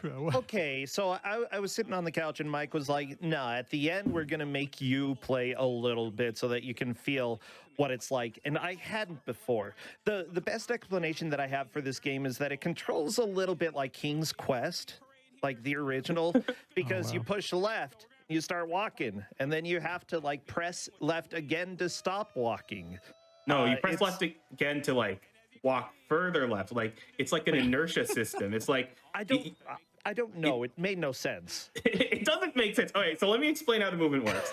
So basically, when you press a direction, you just walk in that direction constantly. Like let's say you tap right, you just keep on walking. And if you tap right again, then you start running in that direction. And then like to stop, I would have to press the opposite direction twice. And then like I would come to a complete standstill. And also, whether you like how fast you are running or walking or stopped also determines how far you roll or jump. And so like if I need to like turn around to like go back inside a door, because that's like the only time you're like invulnerable, you know, Noids can't hit you somehow, then I would have, and if I'm from a run, then I would have to tap the opposite direction 4 times to make sure I'm like hightailing it in the other direction. So yeah, this is what I mean by like the controls are very innovative, but not in a good way, and it's never really been replicated since. Because like, why would you try to replicate this control scheme? There's a reason. Yeah, it's a little similar to Karnov for DOS, so maybe it's just like a DOS thing where they're just like, let's have these controls and try a new thing and make it be terrible. I've got a CD of DOS Karnov somewhere. Darsnov. I don't know where it is. I'll leave it. I won't look. I love that game. Yeah, and We're gonna like, be okay. Oh, and the thing about this game, when you run it, there's just a ton of RNG. Like times can vary wildly. When I was actively playing this game, my PB, and I guess the record, because I'm the only one who's played it, was 6 minutes. But like, you know, but like when I was like practicing this game, my times would vary anywhere from like 6.5 minutes to like 10 minutes, just because, you know, of like how many Noids I had to avoid, and like, you know, whether they're in good spots. And what you just saw there was a Noid avoider. You have a limited supply of them, and you really want to use them when absolutely necessary, and when it'll definitely like clear a screen for you, because once you're out, you're just out, and then there's nothing you can do about Noid RNG then. And what the Noid avoider does is that it just deletes all the Noids and all the projectiles they have thrown on screen. In fact, about this run, it actually goes really well for the first 30 floors, aka the building. And then I actually make a really big mistake for the end of the run when I'm on the rooftop. And I even say it out loud. I was like, oops, I shouldn't have done that. And the thing is, like on the rooftop, I had one more Noid avoider to secure the last key, and the keys just teleport randomly everywhere. They don't like stay in one place for very long. So like, you know, like your time spent on the rooftop can be anywhere from like 20 seconds to just 3+ minutes, you know, depending on like what your RNG is. And I remember I used a Noid avoider, and when you're on the rooftop and you still have a key left, you want to use your Noid avoiders not to necessarily survive, but to secure a key. Like it's better to die, and as long as you have a spare life, to like not use a Noid avoider. So like you can use it to secure a key rather than to just try to live using a Noid avoider. And in the run, and you're about to get to the rooftop section, like for my last key, I used my last Noid avoider to survive, and I was like, oops. And like, so the run went from like very good pace to like, now I'm at the mercy of this game's RNG. As you can see, like I collect the first key very fast and like I'm not struggling too much, but then like I get to the rooftop in about 6 minutes, and then like I don't finish the game until like 9:15 or so, and that's still a good run. But it's like, I'm just like struggling to like get the key because like if the water balloons hit you, that's just as bad as getting hit by a bazooka because no one wants soggy pizza. We're going to be getting to Mega Man DOS a little bit later in the show today, but there's this charm about DOS games and their control and their presentation and everything that on glance they may not be the game that you think of when you think of games that you from your childhood and stuff, but there is still something very charming about. Maybe it's the graphics, I don't know, but there's something about this that I'm curious if any of you have had that experience with it. Yeah, I mean, I actually grew up with DOS games, not this one in particular, but like I did grew up with both like a Tandy that only had CGA and then like a 4086 after that, and with its super VGA and it's whopping 33 megahertz and turbo button. And yeah, this is the part where I'm at the mercy of the game's RNG because I'm out of Noid avoiders and I have plenty of lives, but lives kind of don't matter because like as you can see, like I'm just trapped. Like I can't do anything. So that's why you want to spare the Noid avoiders for securing the keys. And there's the full frontal Noidity with the Noid laughing at you. But really like kind of the charm of DOS games is that like it was basically the Wild West of gaming, even more so than Nintendo, because like even with Nintendo games, even though there's plenty of games that are of a certain quality, there was the Nintendo seal of quality, so the games at least had to be completable and tested a little bit and stuff like that. But DOS games, there's like no DOS seal of quality, so like so like the games could be all over the place. They were trying all sorts of different things. Like, before, like Doom, before Doom, like really standardized like first person shooter controls, like you had like all sorts of keyboard setups, and like it's not uncommon for a DOS game to have like 20 different keys to control your character because like there's so many different functions in the game. So it's like A for attack and like D for duck and like stuff like that. It's just like, why are you doing this to me? Should have become a doctor, Mike. I know. That's what the game's telling you. I still wonder if any doctors play this game. They're like, I am a doctor. I'm trying to play this game to have some fun, and I'm not. Liz, you kind of alluded to it earlier, but what is it about DOS games? I mean, there's just something that makes us all keep coming back to them, and I sometimes wonder what that is. I mean, as I said before, Wild West, you get a lot of variety with DOS games. And like, sometimes it really, hits the spot, games like, Doom, System Shock, classics of the era, like, the Might and Magic games, stuff like that. There's stuff that's still fondly remembered, and there's stuff that's fondly remembered somewhat, like Wizardry, but has not aged particularly well. Right. Like, I have not played much Wizardry, but like from everyone who describes it to me, it's like you're going to die a lot, and save and load frequently, and make sure you make multiple saves so you don't like save screw yourself like with a bad save, stuff like that. It's like very much like how games worked at the time, because there's no real standard for a lot of these games. So as much as like game design has improved over the years, there's kind of an appeal to like developers figuring out how games worked, back in the 80s and the 90s.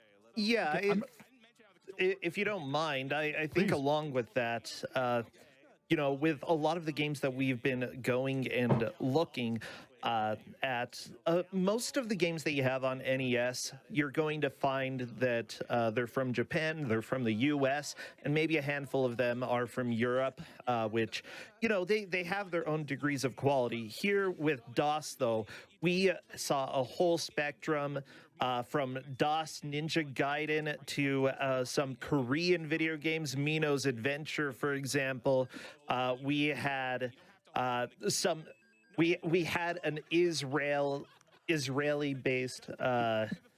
what was it?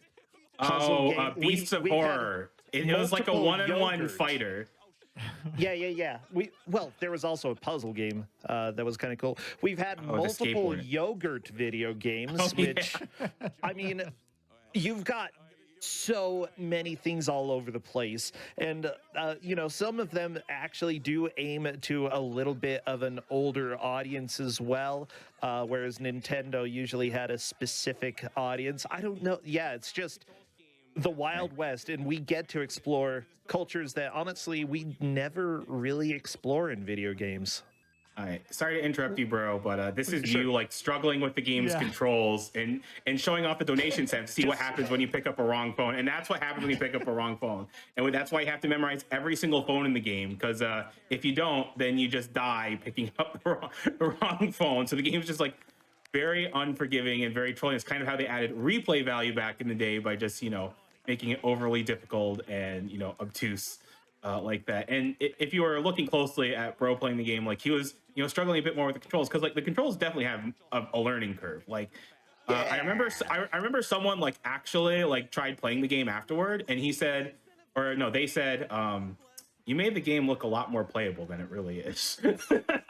That's one of the weird things about bad games. Yeah, usually when they're played, well, not always, but a lot of the times when they're played well, if you haven't played it yourself, you won't fully grasp Yeah, exactly. a lot of what's bad. And because of that, I think for marathons and such, just because the game is difficult for you doesn't mean it's going to be standing out. There are other things to look at when it comes to selection. Well, a fun run. I remember watching it live, and it seemed like everyone was having a good time, regardless of what the controls and all of that fun stuff. Oh yeah, I had a lot of fun, and my couch had a lot of fun. Oh yeah. It's definitely a memorable one, Mike. And I think that leads us kind of, speaking of memorable, I think when I ask people about, Awful Block and what are some of their favorite memories, this is the game that probably gets mentioned the most, and that is Virtual Hydlide. And it, the run I'm showing here is from AGDQ 2019. And I first of all, obviously, we're not going to show the whole thing. It goes on for quite a while. But I guess where do we start is Mike, had you ever even heard of this game when you saw it submitted? Or what was your experience? What's the history a little bit here of Virtual Hydlide? I had definitely heard of it before. I think I remember even being reviewed back in the day and it getting like kind of mid or okay. Wow. I don't think it. I think it became really more infamous when the angry video game nerd, Pro Jared, did YouTube videos.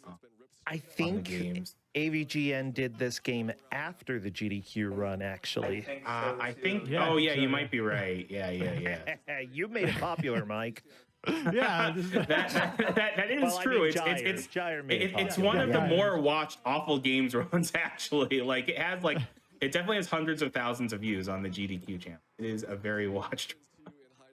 And like what just makes the game like so quote unquote appealing is that the frame rate is just so atrocious. Like it's just so bad.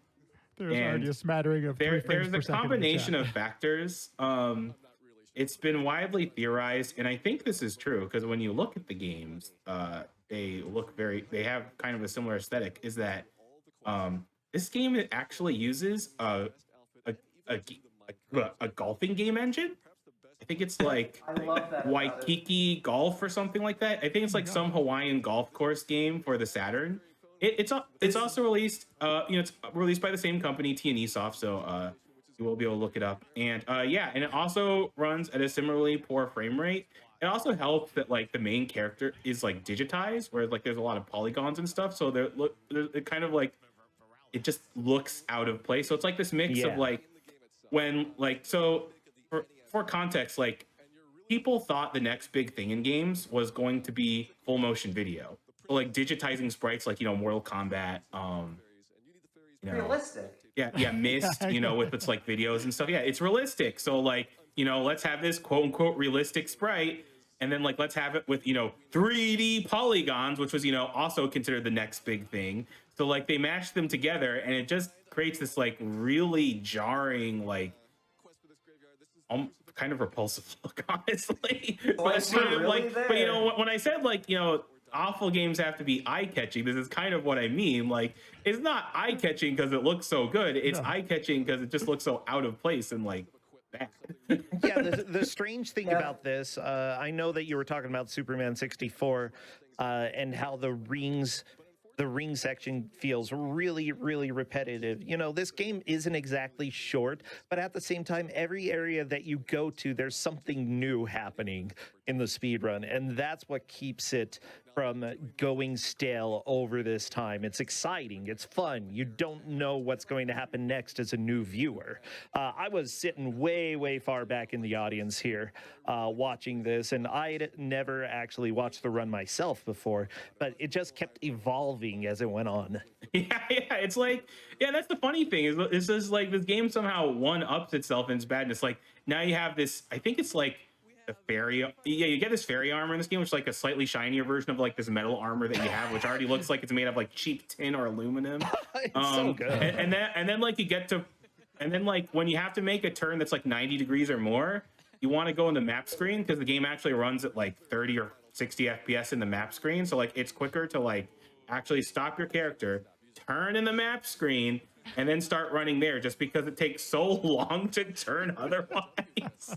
And the thing is, sometimes there's a big gap between you doing that once and then the next time, and so people halfway forget about this mechanic. Then suddenly they see the map pop up again, and they're like, "Oh yeah, this game's bad." Yeah, and it's really funny because like sometimes, you know, like when it comes to like, you know, CD console emulation, you know, like sometimes they'll like the emulation will be inaccurate because there's like graphical glitches, or you know, some spot will freeze because like you know, it doesn't perfectly emulate hardware.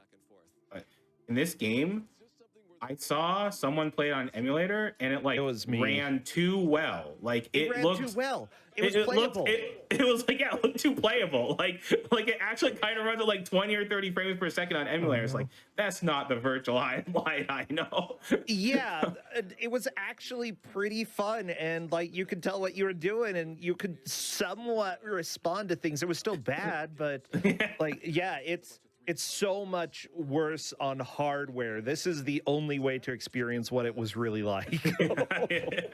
I have this window tiny and it's still giving me motion sick. Oh no. Yeah, I'm sorry, Liz. I get motion sick I was in the crowd and I had to look away a lot. Yeah, I mean, understandable. Understandable, especially later on in the game with like the mine carts and I actually played this game for the first time last week, by the way, for 5 minutes. People begged me to. It was great. So 5 minutes it didn't you weren't ready to throw it out the window after 5 minutes. No, but I was ready to lie down feeling sick for like a lot of games with bad games, it does have to be eye-catching, like we said, and this is the most eye-catching thing. Like a lot of them, you sit down, you kind of got to see exactly why it's bad. This you immediately can tell why it's bad. It physically assaults you with how bad it is. Yeah. Mike, had you played it before? Because you're doing the commentary for part of this, and I was curious if you had you done the speed run? Like, were there many people speedrunning this game? I haven't actually played this game before, but I did watch the one at RPG Limit Break, so I was kind of familiar with the game and the run at this point, and it was actually a pretty big hit at RPG Limit Break too. Oh yeah. Like a lot of people like really enjoyed the run. You know, people in chat were enjoying it, and you know, Jair does a good job of commentating it because like he's not really like a goofy commentator, but like he also doesn't take the game overly seriously. Like, he definitely like he's definitely informative and you know goes over the game, but he's not like, you know, pouring over like every single technical detail or something like that. And he gives time to like show off the goofier aspect, like how you touch all the orbs and the vampires and stuff like that. Yeah, the thing is, Jair puts no act on for this. You know, he's exactly himself, and it works extremely well commentary wise. That, you know, he does know a lot of technical details behind it, but if he talks about any of it, just gives a very shortened version. Because guess what? Most of the people watching this just want to vomit and don't really care too much about the most intricate details, you know. Instead, they're there for the highlights of the Hydlide. Yeah. I remember I asked Jair, like, during the fire cave, which runs worse than the overworld, by the way. It runs at like maybe half of this Tiny frame bit, rate. yeah. Like legit, probably legit frames per second. Yeah. No, seconds per frame, I mean. And yeah, so I remember asking him something like, you know, is it easier to do frame perfect tricks in this game because you have so long to perform them? And he's like, I would dare say that this entire run is frame perfect so far. One thing I do want to comment on is that this is a Sega Saturn game, and the Sega Saturn actually has some really wonderful games to its library. Oh, But this yeah. might have, I don't know if there had been any Saturn games showcased before at a GDQ, because There this is have my been. first time noticing. There have been. Okay, there were some leading up to this. not too many. Like, you know, the Saturn, especially outside of Japan, is not the most popular system. But you know, it does have some gems here and there that we have showcased. Yeah. Wait, Liz, did you run Mr. Bones at a GDQ? I did run Mr. Bones this year. Because that was on Saturn. Yep. Yep. That was And then- Saturn. What? And then the What head else was designer there? or producer, Ed Annunziata, had like an AMA on Twitter about Mr. Bones. Yep, like, I right love after. that made me so happy. This is so cool. Let's see. So, you know, I know to make something like this happen, I'm always, you know, was there any special, did tech have to do anything different or special to get a console that, you know, doesn't normally get played at GDQ to make this run actually happen? We actually have a Saturn RGB cable. Wow. We actually had the technology for this. We didn't have to do anything special for it. It wasn't a situation like Gordo 106, which is on the links, which like no one has, and like it's like, why would we ever get, you know, well, like why would he ever try to capture that? Because like who has links? It's like, oops, we accepted the one links game because it's really funny and bad. and so like the runner actually had like a fellow Dutchman, like, you know, give him like the technology to be able to, you know, have the links be captured. I love it. Just had to pass along the technology, probably contacting aliens.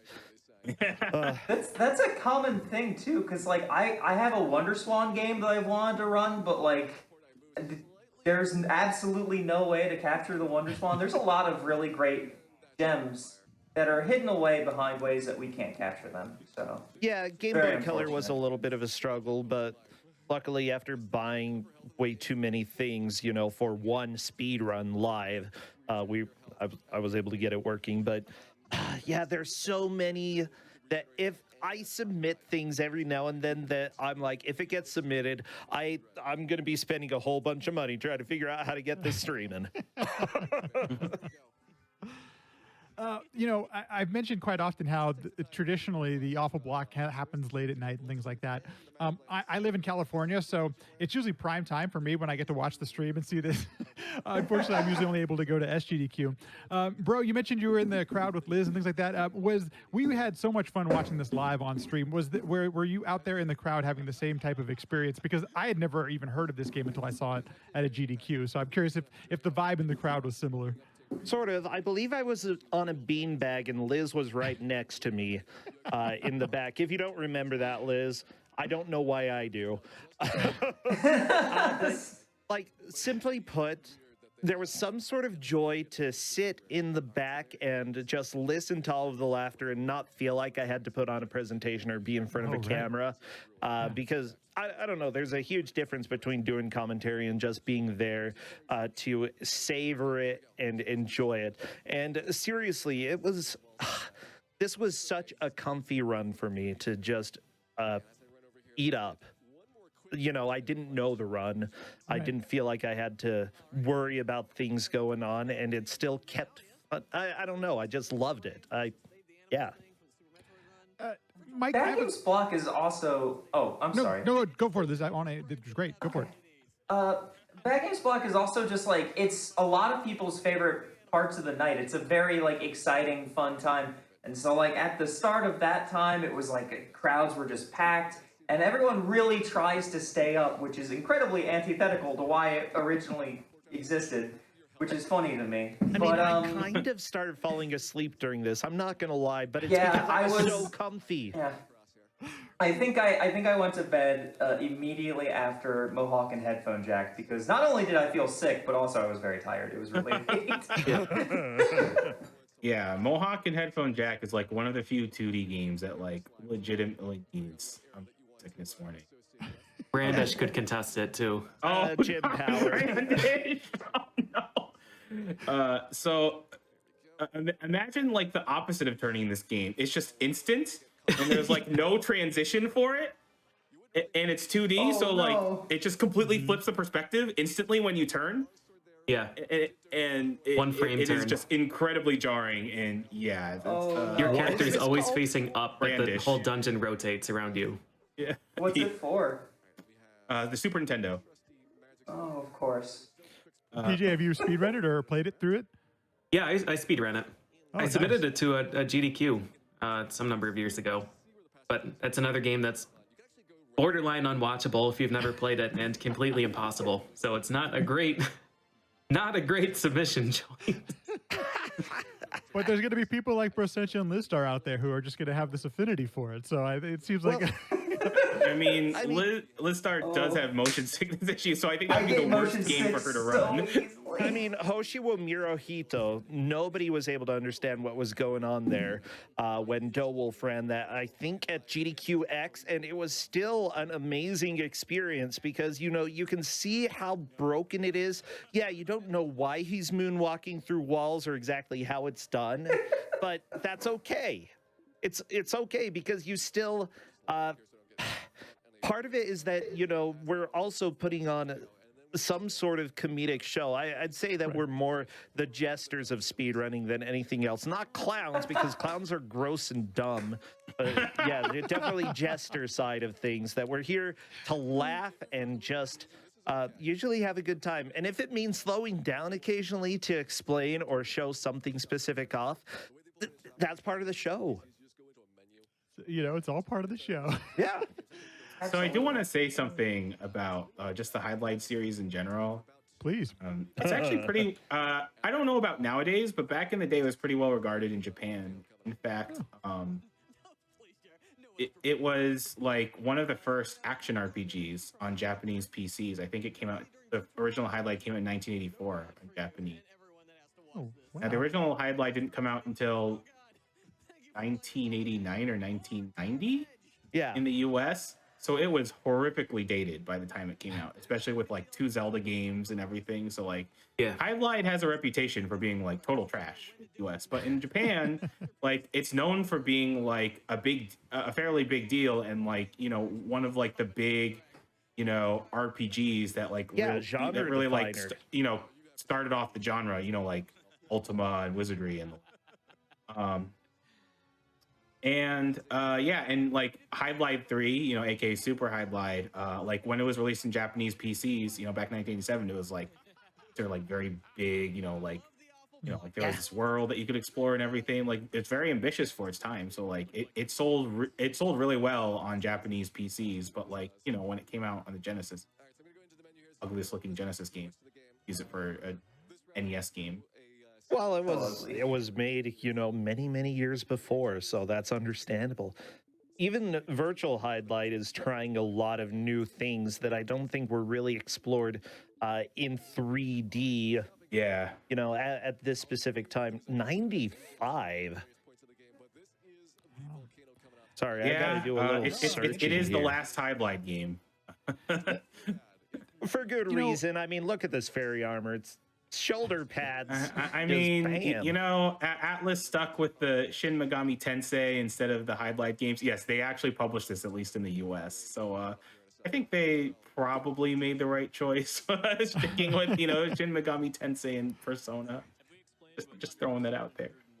Mike, I gotta ask you at least one more question, and that is, rewatching this. I hadn't watched this since the original live stream of it, and Jair does a really the run's actually surprisingly seamless. Like there doesn't seem like there's any big we might consider a mistake or anything. The whole thing seems to really come together well, considering how the game looks just flat out broken with the frame rate and everything.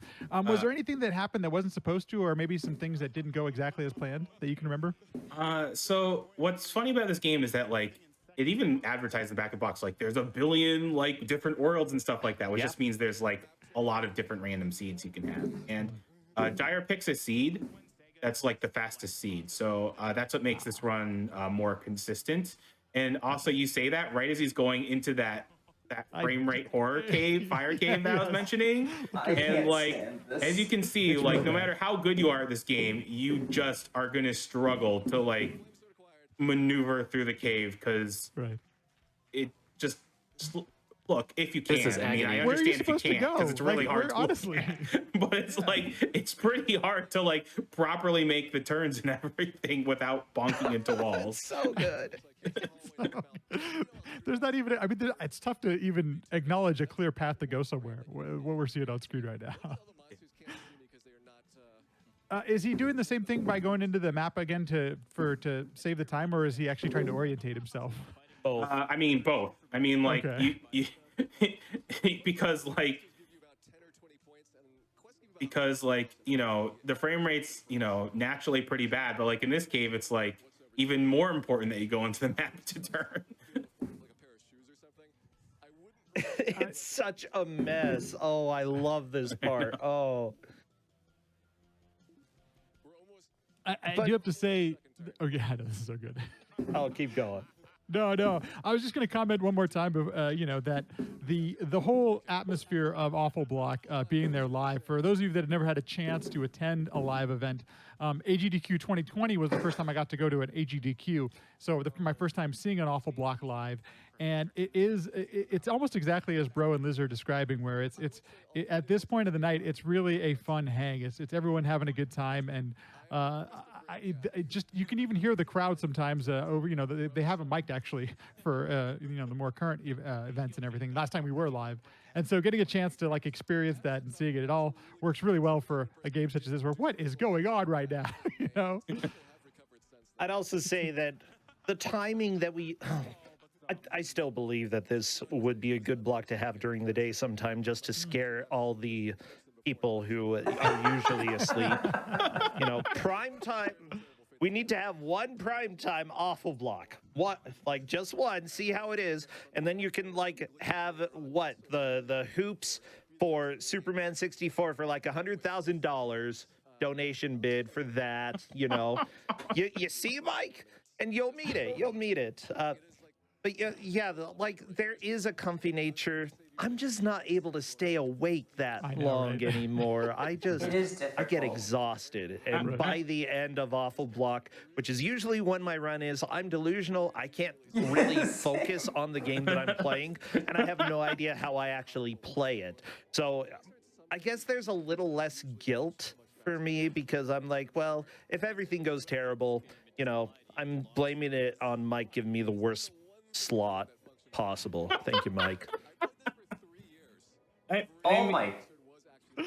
I mean, there are there are people who wish for a prime time Awful Block, but at the same time, there's also kind of this manic energy that comes from being up all night at 4 a.m.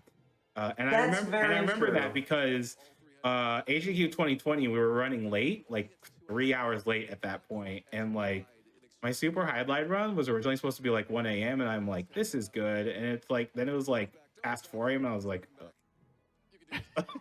yeah, I remember. I was so what year? It might have been 2014. So 2014. First. Yeah. I'm sorry. Say again. Yeah, PJ, you go ahead and go first. Okay. It was either 2013 or 2014. Whatever year I was running Spider-Man and the X-Men and Arcade's Revenge. And that was originally scheduled for 5:30 or 6 a.m. and eventually got pushed to 11:30 a.m. So the moderately late stay up through the night run became, oh no, now it's too late to go to bed. One thing Guess we gotta stay up and do this run. So is that awful block out of all of the blocks out there is probably most consistent at making up time. Right. Very true. Yeah, that is true. Just saying, we're there for you, Mike. Well, and with that Thank in you, thank mind, Mike, is there anything we're missing in this run before we move on? Because there's so much fun. I really do recommend. If you haven't yet, I'm imagining most people who are watching this today have probably seen this run. But I mean, there's anything a else? part in the end game that's like kind of horrifying and how elaborate it is. But I mean, we got the fire cave, which is really the best part. I mean, the real mine fun. cart is the best part. I Oh, don't the know mine when cart! that I forgot about the happens, mine though. cart. Yeah, Like, so even if you need to fast forward a little bit to show off the mine cart, that would be fine.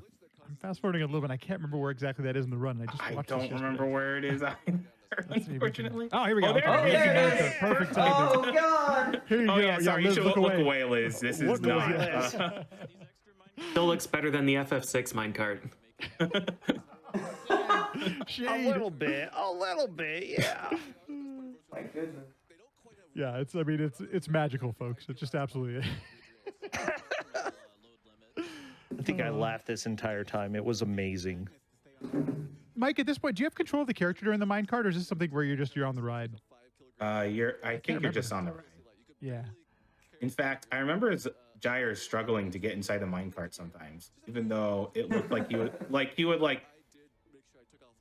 looked like he would get in the minecart, but then he'd just be on top of the minecart, and then he had to like shuffle his character around a little bit to actually like ride the minecart. It didn't really make much sense, but you know, it's virtual Hydlide, so what do you? Right, exactly. Well, what a perfect place to end it there. Folks, don't go anywhere. We still have 3 more runs we're going to get to. After the break, stick around. Arabian Nights, Mega Man DOS, and my personal favorite, Titanic. We'll break them down. We'll chat them a little bit and share some more stories behind the scenes. You are watching Games Done Classic, where we're looking back at legendary moments in GDQ history with the legends that make them happen. Thank you so much for being here. We're going to take a break, but don't go anywhere. We will be right back after this.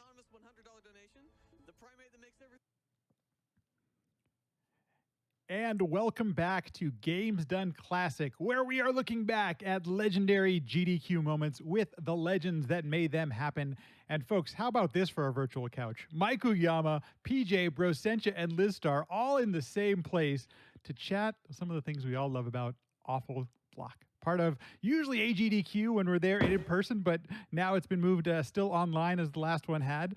We are right in the middle of quite a few different games, and I'm going to actually start with Brosentia for this one because you mentioned this as being one of the highlights of an Awful Block. So did Mike. So I mean, this one comes up quite a bit, and it's the one I knew the least about. So, Brosentia, tell us a little bit about Arabian Nights and what makes this such a great game. Yeah, we actually have one of the earlier runners of the game, Goost, who is in chat talking a little bit about this game.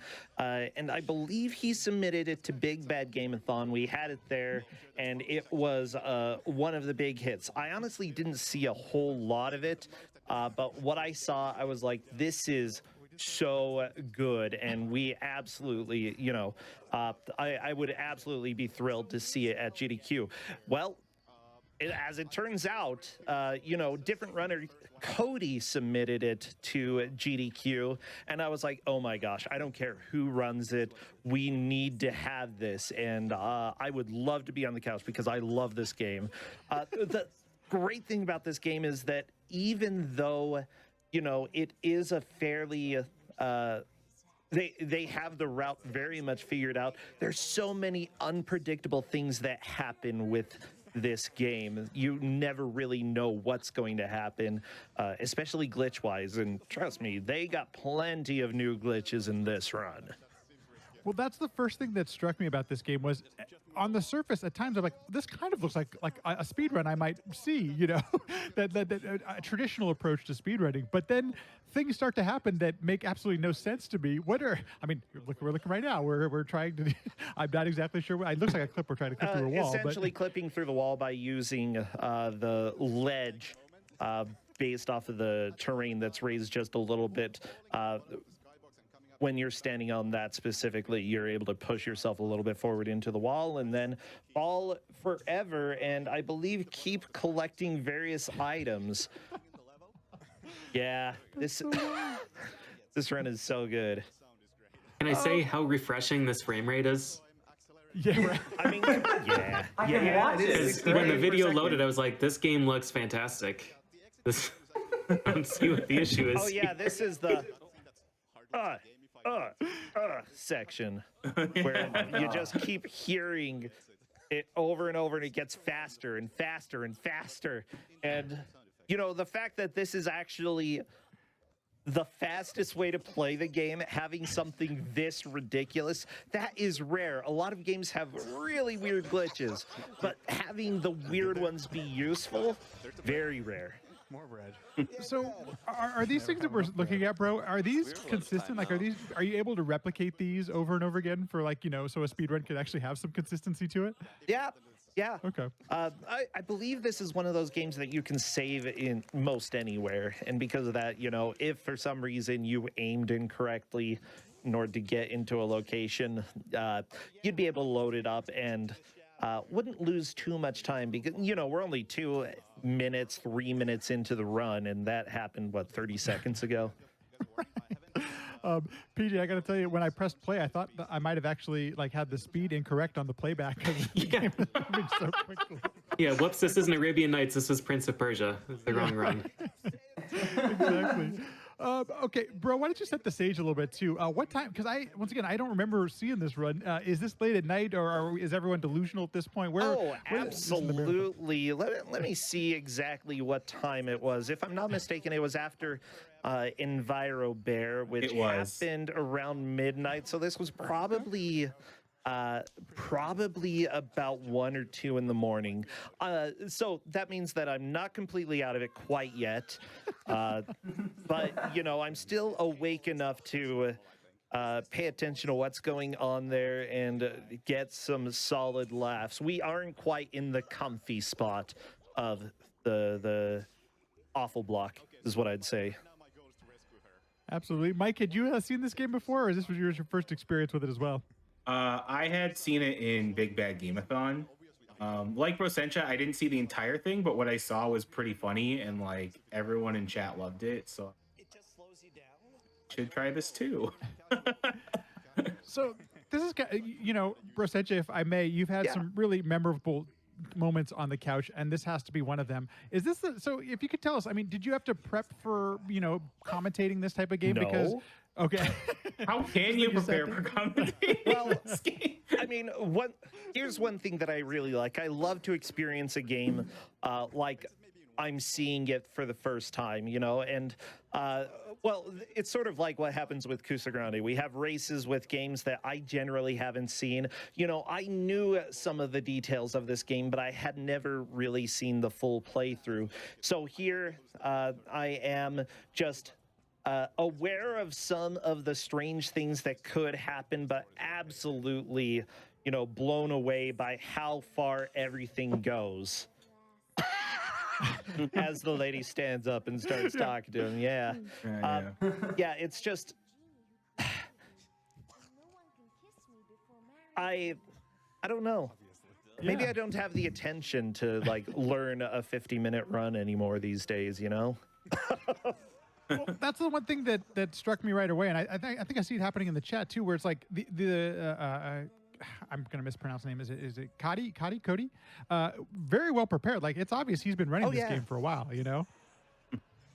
And the speed run of it actually seems pretty interesting. And there's a lot of things going on that, like, as a speed run goes, this actually game looks something like a speed more people might want to attempt. There's some really interesting things happening in it. Yeah, I think.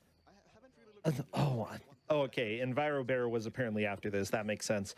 Yeah, I think that.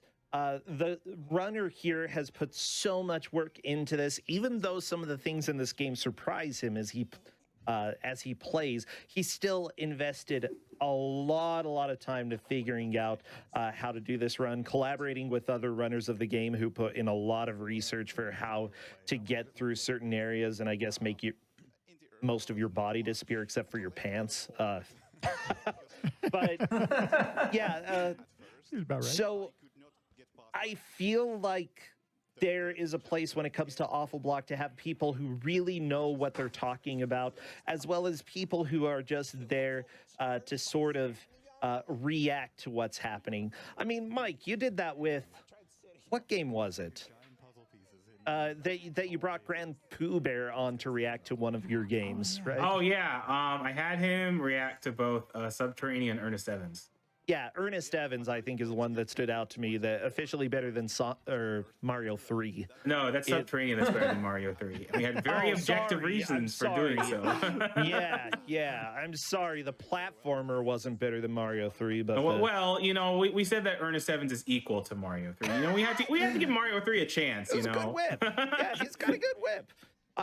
But yeah, there is plenty of value, and even if people aren't experts in these games, they still, there's some unbridled joy to seeing something like this that is so absolutely broken.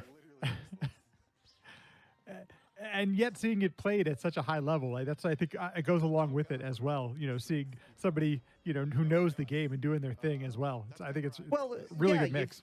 Think of Cirque du Soleil, okay? The clowns do their performances there, and they seem absolutely ridiculous in some ways, but then you think about it, it's like they trained for thousands of hours in order to put on this performance that's kind of goofy, That's what we've got here. Cody, an expert in this goofiness, putting on a goofy show, but still manages to have a lot of skill behind it. I love that combination when it comes to Awful Block. Mike, I got to ask you, when you're selecting these games for Awful Block and all those things, we talked about it earlier, but a game specifically like this, is there any concern about the things happening that might end the run or that might break the experience or anything like that?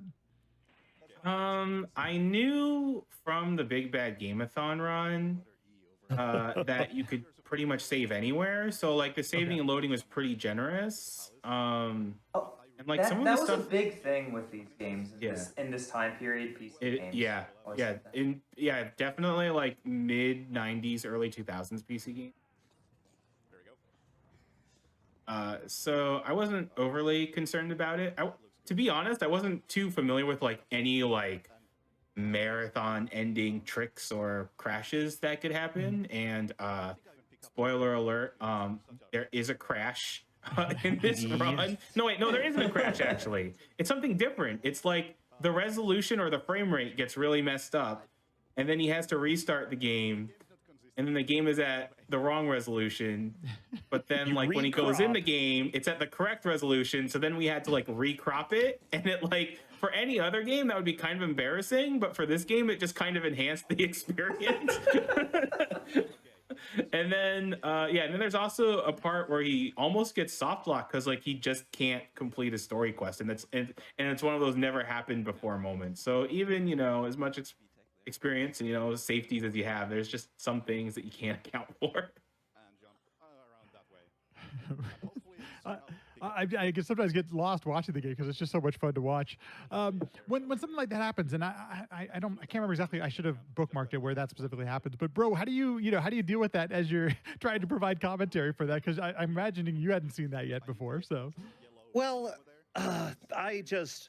here's the deal. I've done improv comedy for 10, 15 years by this point in my life. It's something that I enjoy, and when something bad happens, you can either make it very apparent that it was bad, or you can just start making fun of it as well and turning it into part of the performance that's going on here.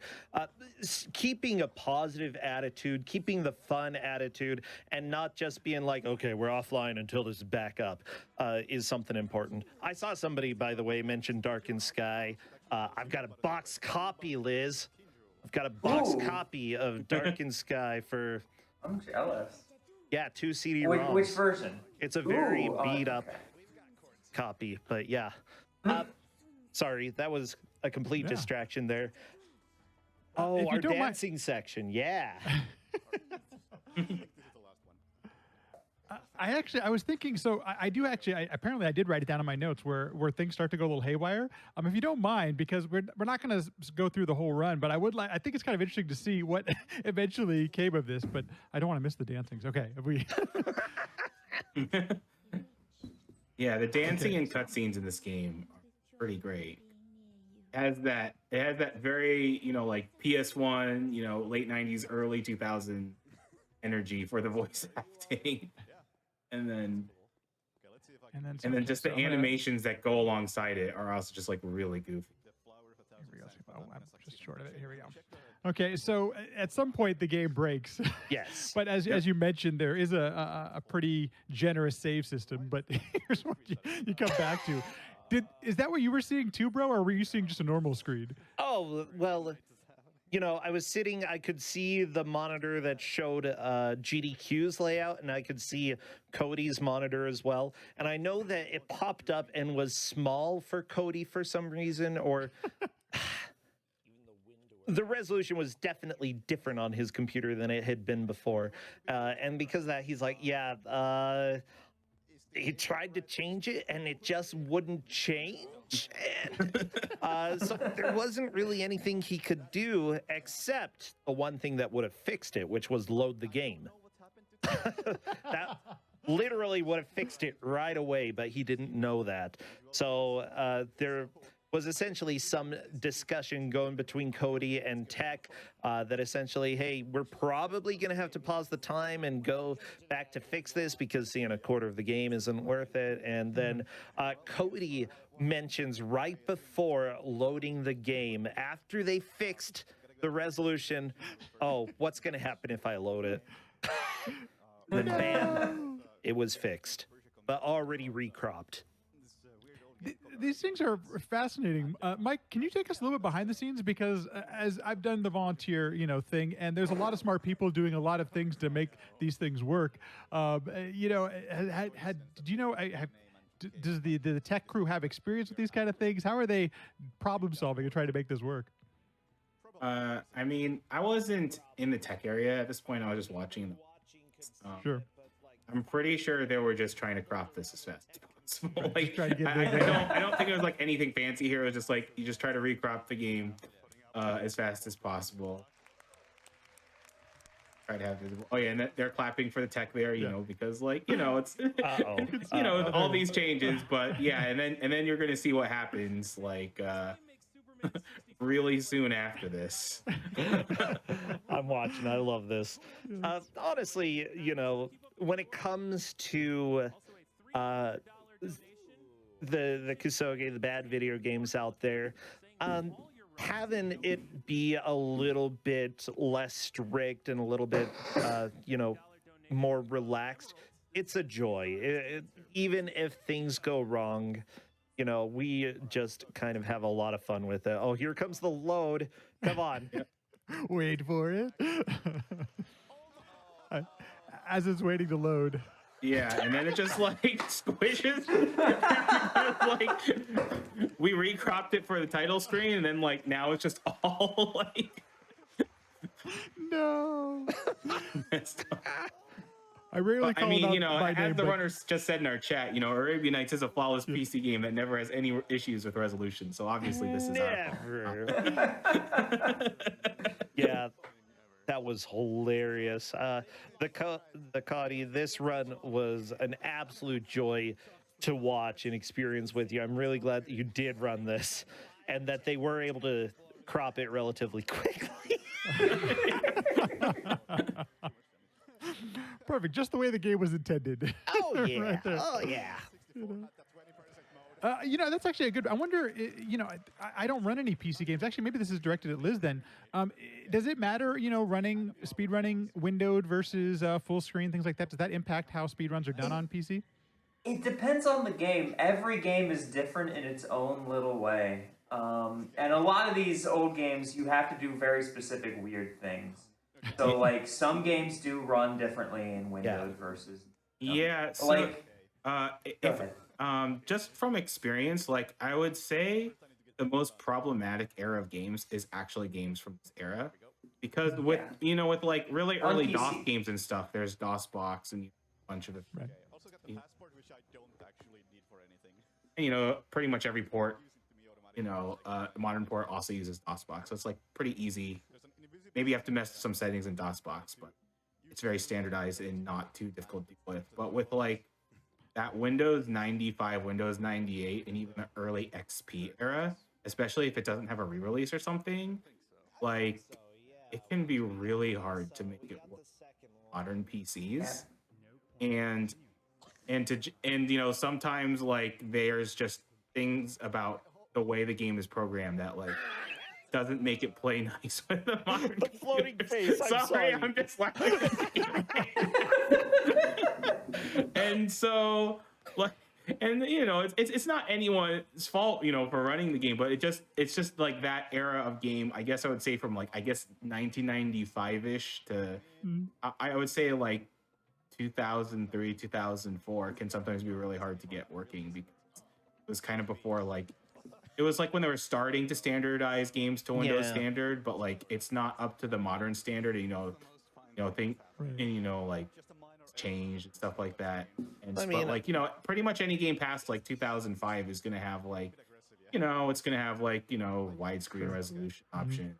And it's not gonna be too hard to make compatible with your modern PC. Yeah, you don't have to go set up all the ports and all that jazz anymore. Thank goodness. About the tail end of all of if the game has an option for which sound card to use, that means that the game is too old to be set up reliably.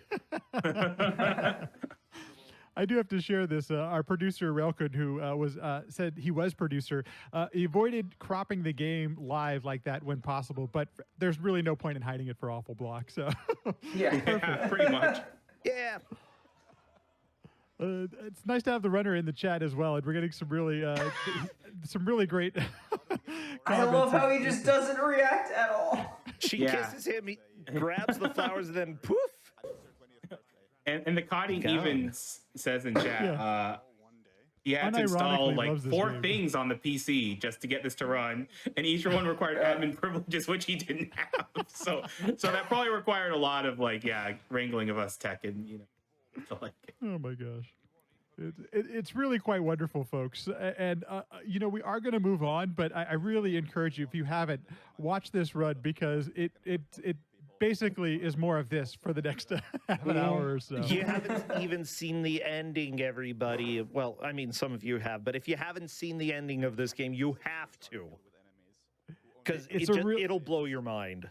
And it's a wonderful payoff for sitting through 50-something minutes to get to that point. So, Well, but the whole journey is extremely enjoyable, and the ending is just like the icing on the cake, is what I'd say.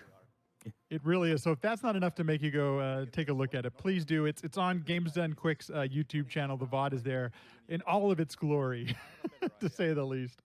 And this is actually a perfect segue. We've been talking PC games and stuff. Let's take a little trip a little farther back and get into a DOS game. We're going to transition. Here it is. Lizstar doing Mega Man DOS from AGDQ 2019. A game I actually played when it came out. So just to let you know how old I am. Oh, no. Liz, how the heck did you discover this game, and what made you want to present this game as part of an Awful Block game? I mean, I've always been a huge Mega Man fan, specifically like classic Mega Man, and I've also been, a fan of looking up about everything I can about a series. So I've always known that the DOS games existed, but I hadn't really played them. And I run a bunch of other Mega Man games, and I was joking with some other people and I was like, hey, I should run Mega Man for DOS, and they're like, don't do that. And I was like, well, I'm going to do that. And then I played it and I'm like, you know what, actually this is kind of fun. I'm having a good time. And on a whim I just submitted it, and it's become one of the most popular runs I've done. It was just on a complete whim, as a joke I picked it up. I think it turned out pretty well. Not one of my favorite runs that I've done, but probably one of the more iconic. I recently saw it in one of the gaming historian videos. Like it's been something that's very cool to see this game get shared with the world. Oh, that blew my mind. That was so cool. Let me first ask you this, and because there are questions I have about this game. But first things first, what makes the speed run actually worth? I mean, what is it about the game, the gameplay? Walk us through a little bit why what the game entails mechanically and speaking like that from a speed run perspective. I mean, like, and I say this in the run. It's actually a really simple run. There's not a lot to it. A lot of it is the spectacle, I think. Because there's a bunch of little hidden tech, like trying to dodge Jeff the dog here at the very beginning, and like ways to get around all the different enemies, and like quick kills on the bosses. And there's one glitch that we do like in the middle of the run, but for the most part, it's really just the spectacle of this is Mega Man, one of everyone's favorite series, and it's garbage. Which a lot of people kind of resonate with. I don't know. Especially since a lot of them grew up with it. I've had so many people being like, oh yeah, I had this as a kid. It was like my first game. And I'm like, I'm very sorry to hear that. At the same time, I don't think it's necessarily completely a bad game. It's a bad Mega Man game, for sure, but it's got some redeeming values to it. It's definitely not as bad as people say it is. Yeah. Yeah. There's definitely way more unplayable DOS platforms. Oh god, yes. Yeah. It was, I believe, one of the first DOS platformers to have this kind of like smooth scrolling, like vertical and horizontal especially. And it was very impressive for its time, especially since it was made by one person. And I talk about this in my run. Like, it is a very impressive game to be made by one person, and I'm that's a very important thing, by the way, for Bad Game Block, is you never diss the game dev. That is a taboo. That's a no-no. I'm so glad we'll make fun of the game. Yeah. The dev. Yes. Yeah, No, that's so important because, and hearing the story behind this game is almost as fascinating as the game itself, because people do put in a lot of work to make these things happen, regardless of how the game ends up being played and stuff. So I completely agree with you. I appreciate you for saying that. I believe this actually started out as a fan project, and he got permission and the official Capcom thumbs up to finish this and to have it sold. So, as a fan project, I think this is absolutely fantastic. Compared to other games, Duke Nukem came out the year after this, the first Duke Nukem, episode 1. And honestly, looking at this game, there's a lot of design choices for these stages that really echo what was going on with platforming at the time. Especially on DOS. Oh, yeah. So PJ, I gotta ask you, you're a Mega Man speedrunner. You've run many Mega Man games. Had you ever played this one? Was this part of your repertoire? Had you ever experienced anything with a Mega Man DOS game? Nope. Okay. No, I have not. And I will continue not. No desire. Liz, had you run any of the NES or Super Nintendo Mega Man games before this, or? I almost consistently, like, I play every Mega Man game. I really love all of them, except for 3. I'm weird. But I only run the weird ones no one cares about, like this, Wily Wars, Game Gear Mega Man. Yeah. I just have an affinity. I'm trying to learn the Wonder Swan one. I just have a weird affinity for like these ones that people don't really care about as much.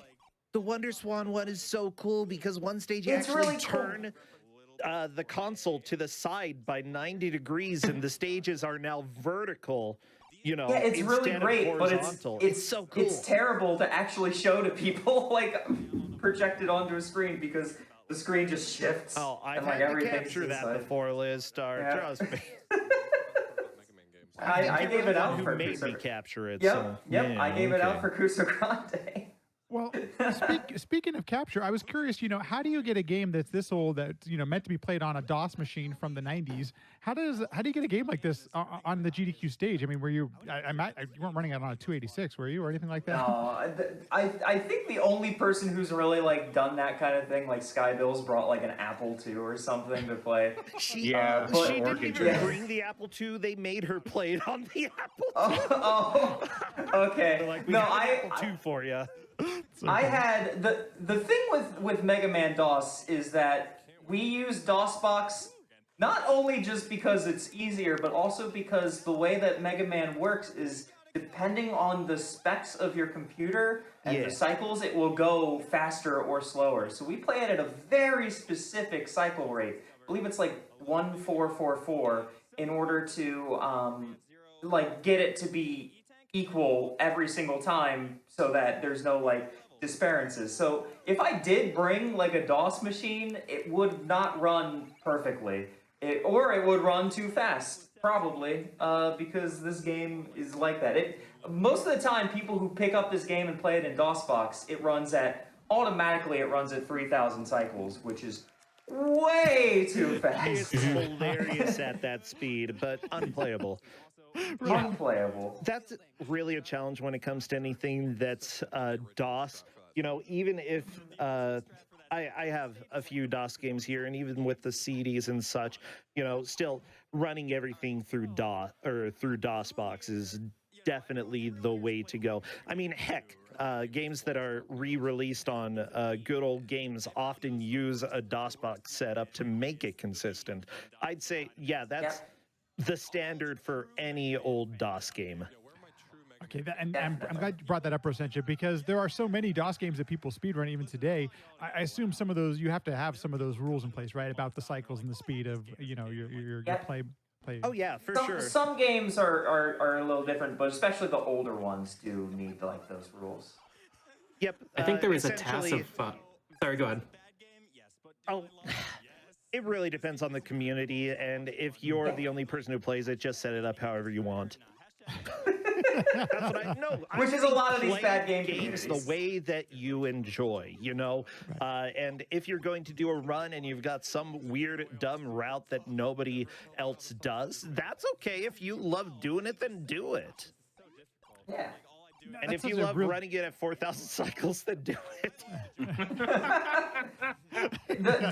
The task of this game does run it at like 3,000 cycles and beats it in like 9 seconds. I know Yeah, that's what I was just gonna get to. They had 2 versions of the encode uploaded. One for like played at proper cycles, and one just played at what you can. And it was just a few seconds long. It was completely unwatchable. Some people were mentioning this in chat, and I almost forgot about this. But 286 machine PCs at that time had a turbo button. That's right, where you could change love the that speed. turbo button. It just basically doubled the cycles. That's all it does. It does depend on the PC because the original turbo buttons actually slowed it down. What? And then 'Cause that makes sense. And it confused people. It's based off of like a car part, like the turburator. Or what's the car part that has turbo in the? Might be it's supposed the to turbo. it's supposed to slow it down. I love that you're asking a bunch of gamers about car parts. I know, but like the whole point was like old DOS machines had like the games that ran at the specific cycle, and then newer PCs had to install the turbo in order to slow it down to the older standard so that these games would actually be playable. But then they swapped them just because the name was confusing. Well, and I've heard many developers talk about that, trying to find analogies in the real world for people that this might have been the first computer game they ever played. So how do you find that analogy that makes sense? So that makes a lot. People knew cars at the time. That makes a lot of sense. So. Exactly. So are you? I can see, I think, but are you using the keyboard? Can you play it with a gamepad or a joystick? I am using the keyboard. Space is shoot. J is jump. Yeah, that's right. So I right. have to do like this horrifying like claw maneuver in order to get it to work properly. And when I played Mega Man 3 for DOS the following year, I constantly hit the Windows key in the middle of the run just because of the way that my hand is oriented on the keyboard. You could technically get like a gamepad working with like Joy-to-Key or something, but getting it set up in DOSBox is a little awkward. I don't believe there was a Windows key back, in this era No, there of gaming. wasn't. Yeah, okay. Yeah. So technically, those would be at a side, right? Those wouldn't have any. Yeah, Windows only has a Windows key because Apple decided to use their logo for a key. So Windows eventually was like, whatever, we're cool too, and added it to the keyboard. Of course, there's some really great comments in the chat here. Jay, jump. I remember playing games that had that. Yeah, absolutely. That's the one you went to first. I mean, as I was saying, old DOS games, they didn't really have a standard. So what letter does this start with? I mean, we have seen games that essentially, uses the left side of the keyboard, uses the numpad, uses keys in the middle, and uses the F1, F2, F3, F4 keys. Why? I don't.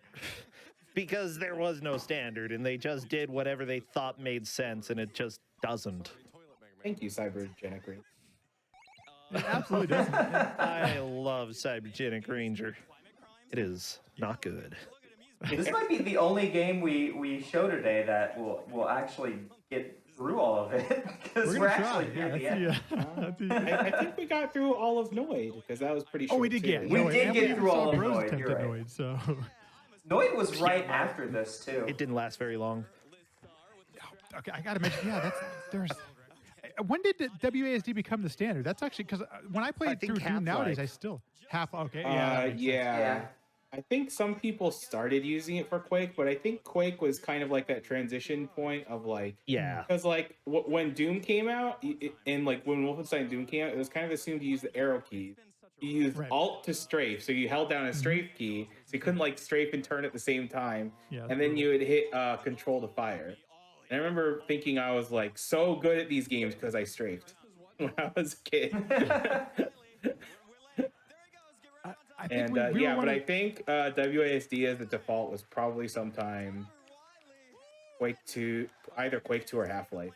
Yeah, somewhere in the transition there. I do know that there are some early games that would have you use up, down, left, right, but if you were playing two-player, the second player would have WASD on the left side of the keyboard.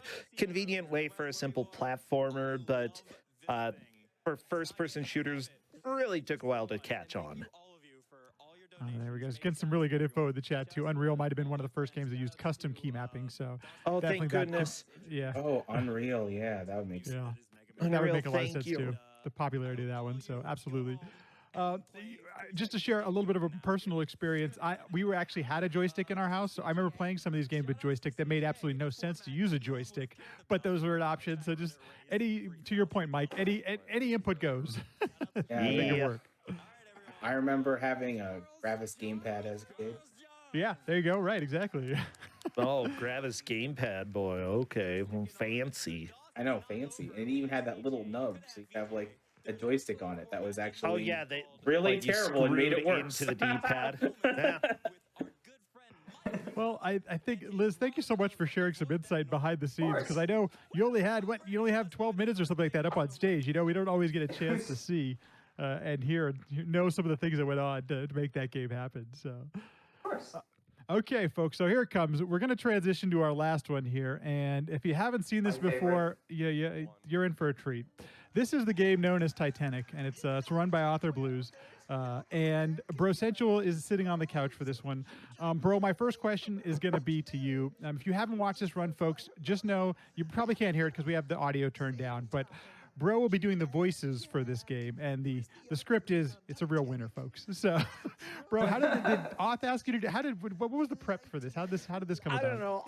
Author Blues just said, "You want to read this out loud?" I personally had already played this game. I think a couple years before, and honestly, it's not a very long game to play. And for a bootleg, it's fairly competent. I had never seen these cutscenes before, though, because the version that I ran was on a 15-in-1 cart that somewhere from China. It had a lot of crappy bootlegs like Pink Jelly, but it had fantastic ones like Titanic. Anyways, so yeah, I had never seen these lines. Wow. So I just read them. So, okay, so you're telling us that there wasn't like this month-long preparation for you to get into character and to practice these things so they come out perfectly the first time you have to do I'm it a on stream. method actor, okay? I became an old lady. I became Rose. I had to go buy some really expensive jewelry for this. You know, you can't see it because I'm sitting behind Author Blues, but I was decked. That's interesting that you mentioned that you'd only played the game, you hadn't seen the cutscene. Did that? Do you think your original? Did your opinion of the game change at all then after actually having seen some of these cutscenes? No. Okay. And here's why. Like, I thought it was pretty cool that they did try to make some sort of sense with it. But at the same time, you know, the gameplay is exactly the same as the one released in the multi-cart. They just had some... I don't know. For me, the jankiness of the dialogue wasn't what appealed to me. It was the whole beat-em-up aspect that you're Jack and Rose murdering people on the Titanic, okay? Like, literally just killing them. And You're gonna die anyway. it's beautiful. It's games like this. Like I wonder. So I hadn't seen this until I saw it on the stream here, and it perfectly. It's everything that bootlegs can do great. It takes an IP that is was popular, and you want to. Did you have a cart that you actually play this off of, or is this something that you had to like a lot of us ROM and all that kind I of had stuff? to emulate. It's finding 15-in-1 carts that were released only in China. Is a little bit difficult. I do have some bootleg carts, whenever I get the chance, I pick some up. But yeah, for sure, I emulated this. To be fair, though, this game isn't very original per se, because there's a Harry Potter game that uses the same beat-em-up engine that almost is exactly the same. You don't, well, okay, not completely. Surprise, Voldemort's in it. But there are a lot of similarities between Titanic and Harry Potter, or Harry's Legend, as chat said. There's Franker Z. Franker Z. Yeah, I love that. All right. So funny thing, Author Blues is saying all like, you're welcome, GDQ, or something like that, like very mockingly. And like, I was like, wait a second. And I actually looked through his submission video to see if this was shown in the submission video, and he showed 0 cutscenes in the submission video. So this was kind of like a gotcha. And we had no idea that these cutscenes were, he was going to show the cutscenes or that they were in the game. So, but it is funny that he did show them off, and I'm glad he did so. But I am a little like, hey, you didn't actually show us those cutscenes in the submission, like when he was like, you're welcome, GDQ, for censoring that cutscene, like as if we like missed something. Oh yeah, I censored what you didn't know was going to be in this. Author Blues. I think I remember him telling me it was almost a last minute decision too. You like completely forgotten like the week before had someone hack in. Yeah, Jeff XVX is the person who hacked into it, and he does some amazing hacks, I believe, with various Mario games. And yeah, it's pretty awesome that he went in and found the specific offensive sprites and changed them out. Made it GDQ appropriate, to say the least. And well, I don't know. There's been nudity in GDQ. Whatever. I don't think Mike would have been too upset. It's late at night, it's a thing. So it wouldn't have been the end of the world. Mike, were you watching this? It's not the Demon Rush remake level of stuff.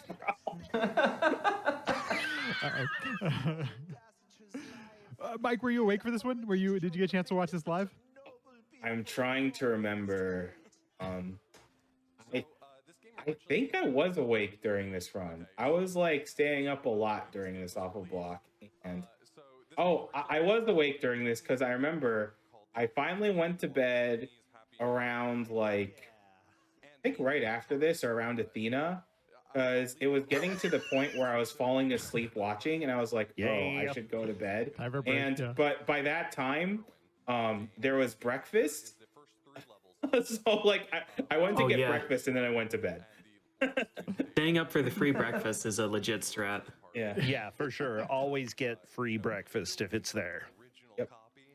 You know, from a gameplay standpoint, I don't know if you noticed this at all, bro, but one thing I noticed, it doesn't seem like the combat matters a whole lot during the stage, like when you're going through. The thing, like, okay, fighting the animals and such, yeah, it doesn't matter, but there are boss sections where you have to kill the boss. And in some areas, like, I believe there's a shotgun guy coming up here. He can be brutal if you don't get him as soon as possible. He just absolutely destroys you. However, the hardest boss, definitely the hardest to fight, you can cheese him very easily by knocking him off the boat. Bam, dead. You just have to make sure that you actually are able to pull it off. In that entire previous stage, I literally thought that we were the chicken. I mean, it feels like it some days. Little Oh, did you shotgun know. guy. Oh, yeah, he is brutal. And look, Author Blues has almost no health. But, yep. Just shot across the screen. I love it. Poor Rose, you know. But for some reason, Author Blues is not taking any damage. And I guess that's a way to play the game, you know, breaking it so that you don't actually get hurt. Wow, what a cheater, this Author Blues. I forgot is about going that. on? Yeah, I never Yeah, I did actually too. see. I beat it without doing this. Okay, I'm sorry to hear that. it's fun. Did the game take your first playthrough? Did it take you longer than about 20 minutes or so? Probably about like 45 Okay. for both Jack and Rose's scenarios. This isn't even like the only NES Titanic game, though. You know, there's Titanic. Hopefully, we see it sometime. Titanic 2005. I'm not sure if it's. I don't think it's been at GDQ before. It has but, not. That uses some similar engines. Yeah, yeah. To like. This is not the only NES Titanic bootleg. There is another one. Yeah, I think Wait and See uses the same engine, and a Tom and Jerry bootleg uses the same engine. I'm sorry that I know way too much about this specific 2005 Titanic bootleg game, but I do. And I actually think some of the levels are much more interesting than the levels in this game. So maybe one day, if you want to get another Titanic NES game into GDQ, there you go. It's one of the things I've noticed in my limited experience with some of these bootlegs. There are many reused assets and things like that. So obviously, yeah. trying to do these things on the cheap probably it makes sense to reuse an engine, reuse an asset here and there. Well, I Same mean, time. bootlegs essentially were trying to capitalize on a name and do it as cheaply as possible. And I think there's a difference between a fan game and a bootleg, because this is definitely a bootleg. Why? Because they were trying to make money off of it. They were trying to sell this based off of the name. Fan game, on the other hand, would generally be produced free and often actually be better. Well, that's actually a really good point to bring up, because I look at something like Mega Man DOS, and we mentioned it's one developer who started this thing. There's probably, if he didn't have an NES or if he didn't have access, like that's what a great way to, to do something like that. Yeah, I think it's fantastic. You know of this character, you kind of enjoy it. Maybe your kids have been playing a lot of Mega Man lately, and you're like, it would be cool for me to make a game like what you're playing, for you. Yeah, my dad actually experimented a little bit with some game development on Atari, and he made a very broken mess. It was just a game called Blocks. You were a block trying to get to a blue block, and it was a very simple platformer, but I still remember it to this day. I still remember the joy of being able to get through the levels that he made, of finding the glitches and, sort of abusing them. It's just so cool when like one or two people put together something broken but playable and still enjoyable, Absolutely. And just like that, the run is at the conclusion here. Then he was dead. Right. Tale as old as time, people. Well, as old as the Titanic, anyway. Yeah, 104 years or so, right? Or whatever it was. 100. Oh my gosh, it's almost be 110 years now. Jeez. No, where am I? Yeah, 100. Jeez, 1912. If you're wondering when this game was made, according to the GDQ screen here, it says it was made in 1912. So I'm assuming that's the, the year that the Titanic actually sank. But The unforgettable relief. still one of my probably my favorite awful block moment, and had a lot to do with you providing some great commentary and voices. If you haven't yet, get a Yeah, chance. definitely worth it for listen the to- Procentia voices alone. I For the guess. essential voices I don't alone. know. Not my finest hour, but it was up there. Well, I have tons of thank yous for you all being here. I'd like to, before we go, I do want to go around the horn. And this question has come up in the chat a couple times. I do want to get this one answered. And PJ, I'll start with you. If you had to recommend like one game that some people, where do I start? What game can I try? What game might be fun? I know it always depends on the person, who they are, and what kind of games they like. But is there a game you would recommend that you've played in an awful block, PJ, to somebody they were asking? I'll always recommend Mohawk and Headphone Jack. Always with the motion sickness disclaimer.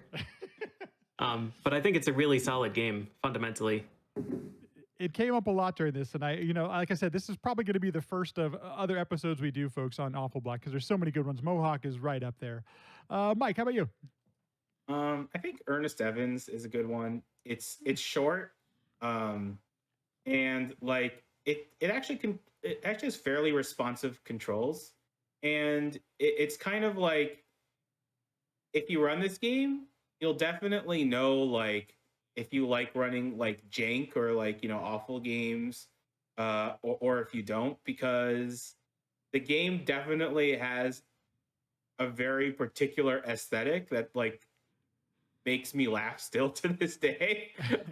Yeah. But it's a short enough game that it's not very hard to learn. Like, getting a good time can be a grind because there's a lot of RNG, but like just getting a decent time doesn't take too long. And like I'd say it's a good game to start with if you just wanted to learn it. And there's a couple of tricks, but it's not very hard. Very cool. Liz, how about you? Either Mr. Bones, which I ran this last AGDQ, because it's kind of like right on that cusp. What's a good game and a bad game is extremely argumentative, and you'll find someone who will defend literally any game you bring up. But like, it's right on that cusp, and it's a good entry. Or if you know that you like bad games, but you want to try out a really good one, Darkened Sky, which wasn't in Bad Games block actually. It was just in the middle of the week. But I consider it a bad game anyway. Definitely one of those two. Bro said you. The two of my runs that I think I would recommend for people, if you haven't played but you want to, Monkey King is probably up there because it's a bootleg video game that I feel is actually surprisingly good. It's objectively bad in multiple ways. The jump, the controls are weird, but then there's just some sort of charm. Everything appears to have been made by the developers, all of the music, all of the graphics, all of the mechanics, as far as I can tell. And the way that it progresses, it becomes really exciting towards the end. The music is also just outstanding, I'd say, for a bootleg game. I very rarely hear music that good. The other one, if you want something that is on the goofier side, just play Town with No Name, okay? On DOS, I showed off as much of the good stuff as I could for GDQ, but there's still stuff that, oh my gosh, I did a run of it. I think it was just like late last year. And immediately before doing the run, I found some new cutscenes. And I'm like, what? There's more? It's like, it was so exciting. And I got to show them off. I don't know. There's always something new to discover in that game that I've just never seen before. And it's all hilarious. It's good. Well, I honestly feel, as you as many of you may or may not know, I'm a huge fan of GDQs and these events, and I honestly feel like they wouldn't have been the same without the runs and the commentary and the things that you all have done to make them happen and to just make them really enjoyable experiences. And I'm glad it's something that GDQ continues to showcase today, because there is a world of gaming out there that maybe you didn't know of or weren't aware of, and thanks to runs and commentary and the things that you all have done, we've had a chance to experience them in all their glory. For all their little quirks and everything like that. There is a world of, as many call them, awful games, but they can be so much fun at the same time. A huge thank you to you all being here and taking the time to share these insights and these stories. I'd love to give you a chance to just, if you'd like to just send people, if they're interested in watching your stream, watching your stuff, seeing those type of things. So I'll go around the horn here. PJ, if people want to find you on Twitch or on the internet, where can they find you in your corner of the world? Yeah, you can find me on twitch.tv/PJ to Caesar. Spelled exactly as it sounds.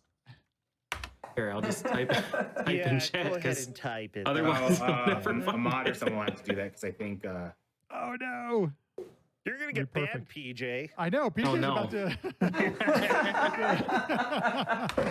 You're breaking the rules. No. We'll include it in the description, also on the YouTube video. Let's see. How about you, Listar? We'll go with you next. Twitch.tv/Listar, or you can find me on Twitter at _Listar_, because Listar on Twitter is like a nice, pleasant Russian lady. But yeah, Listar on here or _Listar_. Awesome. And Bro Sencha, how about you?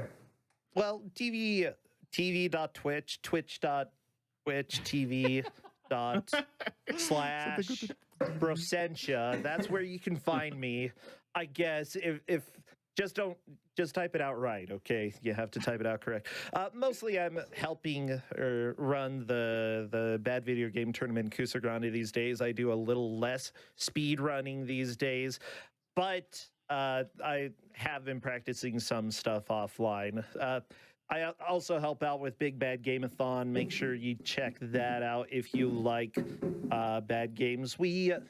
It's just community-based and doesn't really have a charity, because we just want to showcase what people have been playing and hopefully get them ready for GDQ if they want to use them as submissions. So yeah, those two are probably the biggest projects right now. If you've enjoyed any of the runs you've seen today, you're going to love Kusa Grande. It's an absolute joy and pleasure to watch. Liz is on there quite a bit. You'll see Liz, you hear her voice as well. It's a really fun way. Yeah, most of the games that we saw today have been on there once or twice. Although I have to say, PJ is the whole motivation for me finding Mohawk and headphone jack. I'm sorry. Yeah. The apologies happened. And Mike, I'm not sure, is there anything you'd like to send people if they want to see you? Yeah, sure. I don't stream that often, But he does. I am. If anyone's checking out right now, I'm Genesis homebrew game, actually. It's actually but it has like professional level quality. It's called Xenocrisis. Good game. Xenocrisis is so good. Oh my gosh. Interesting. And I love that game. what? Oh, okay. Yeah. So it's MIKWUYMA is the stream. Mikwima is my stream, or as PJ said, Mick Williams, which is a really old in joke from like 8 years ago. And what I've been running recently is Xenocrisis, which is a Genesis homebrew game that is it's actually professional level quality, and it's really good. It was actually a very successful Kickstarter. It's a lot of fun. I'm actually submitting it for SGDQ. No guarantees on whether it'll get in, but another one of my favorite awful block moments and runs is actually your Hydlide run. And if you haven't seen that one, folks, do yourself a favor. Is that the original? Hydlide? The super Hydlide. Is that the original? Okay. No, that's actually the third game.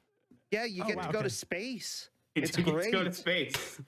You do get to go to space. It Have actually. we had the original Hydlide before? I'm sorry, ask that again, Liz? No, we haven't had the original Hydlide at the GDQ. Yeah, well, that's haven't? something. Or Hydlide 2, which never came out in the US. Well, I have You could never have even sworn seen Faisal that tricked one. someone into running that. I know, right? Who could we bribe? Well, thank you all once again for being here. And thank you for watching and being here live, or if you're watching this on YouTube as a VOD. We really do appreciate it. These shows don't happen without your support. Thank you so much for making shows like this a reality and supporting them and making them happen.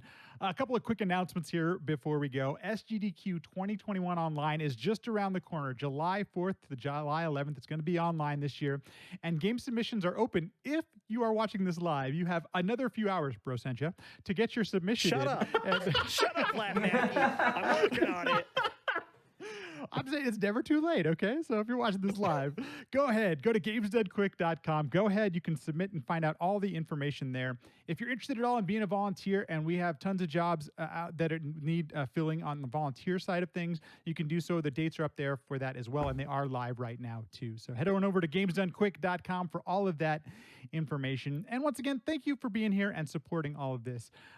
Without your support, without your bits, without your subs, without the just watching here, without that kind of support, the show you're watching today, all of the shows you watch throughout the week on the GDQ Hotfix wouldn't be possible. Thank you so much for your support. Information on all the Hotfix shows is available at gamesdonequick.com/hotfix. You can see our upcoming schedule, like tomorrow. If you're watching live right now, Monday, tomorrow at 7 p.m., the Community Spotlight for the Cartoon Show Edition is happening. And we'll be showing off speedruns of Powerpuff Girls, Sailor Moon, and Mickey Mouse. Sounds like a lot of fun if you're asking me. Should be a good time. And I hope you can stop by and watch then. A quick shout out here. The next Games Done Classic, we do this show about once a month-ish. And it's going to be on May 2nd. Going to happen on May 2nd, and I can actually say what it's going to be. We're going to be looking back at the history of Punch-Out at GDQs, and you can only imagine who's going to be joining us. It's going to be a really great episode again, where we're going to relive some of those classic moments and get the behind-the-scenes stuff that, we just don't have time to, share when you're doing a presentation on the GDQ stage. Everyone, thank you all so much for being here. Thank you, PJ, Mike, Bro, Liz, all for being here. Hope you all have a great rest of your day, and I'll see you next time on the next Games Done Classic. Till then. Bye. Bye. There you go. Yeah, we probably weren't supposed to say bye, but I'm saying bye No, anyway. perfect. More buys, Bye. better. Bye. Bye. Wave. Okay.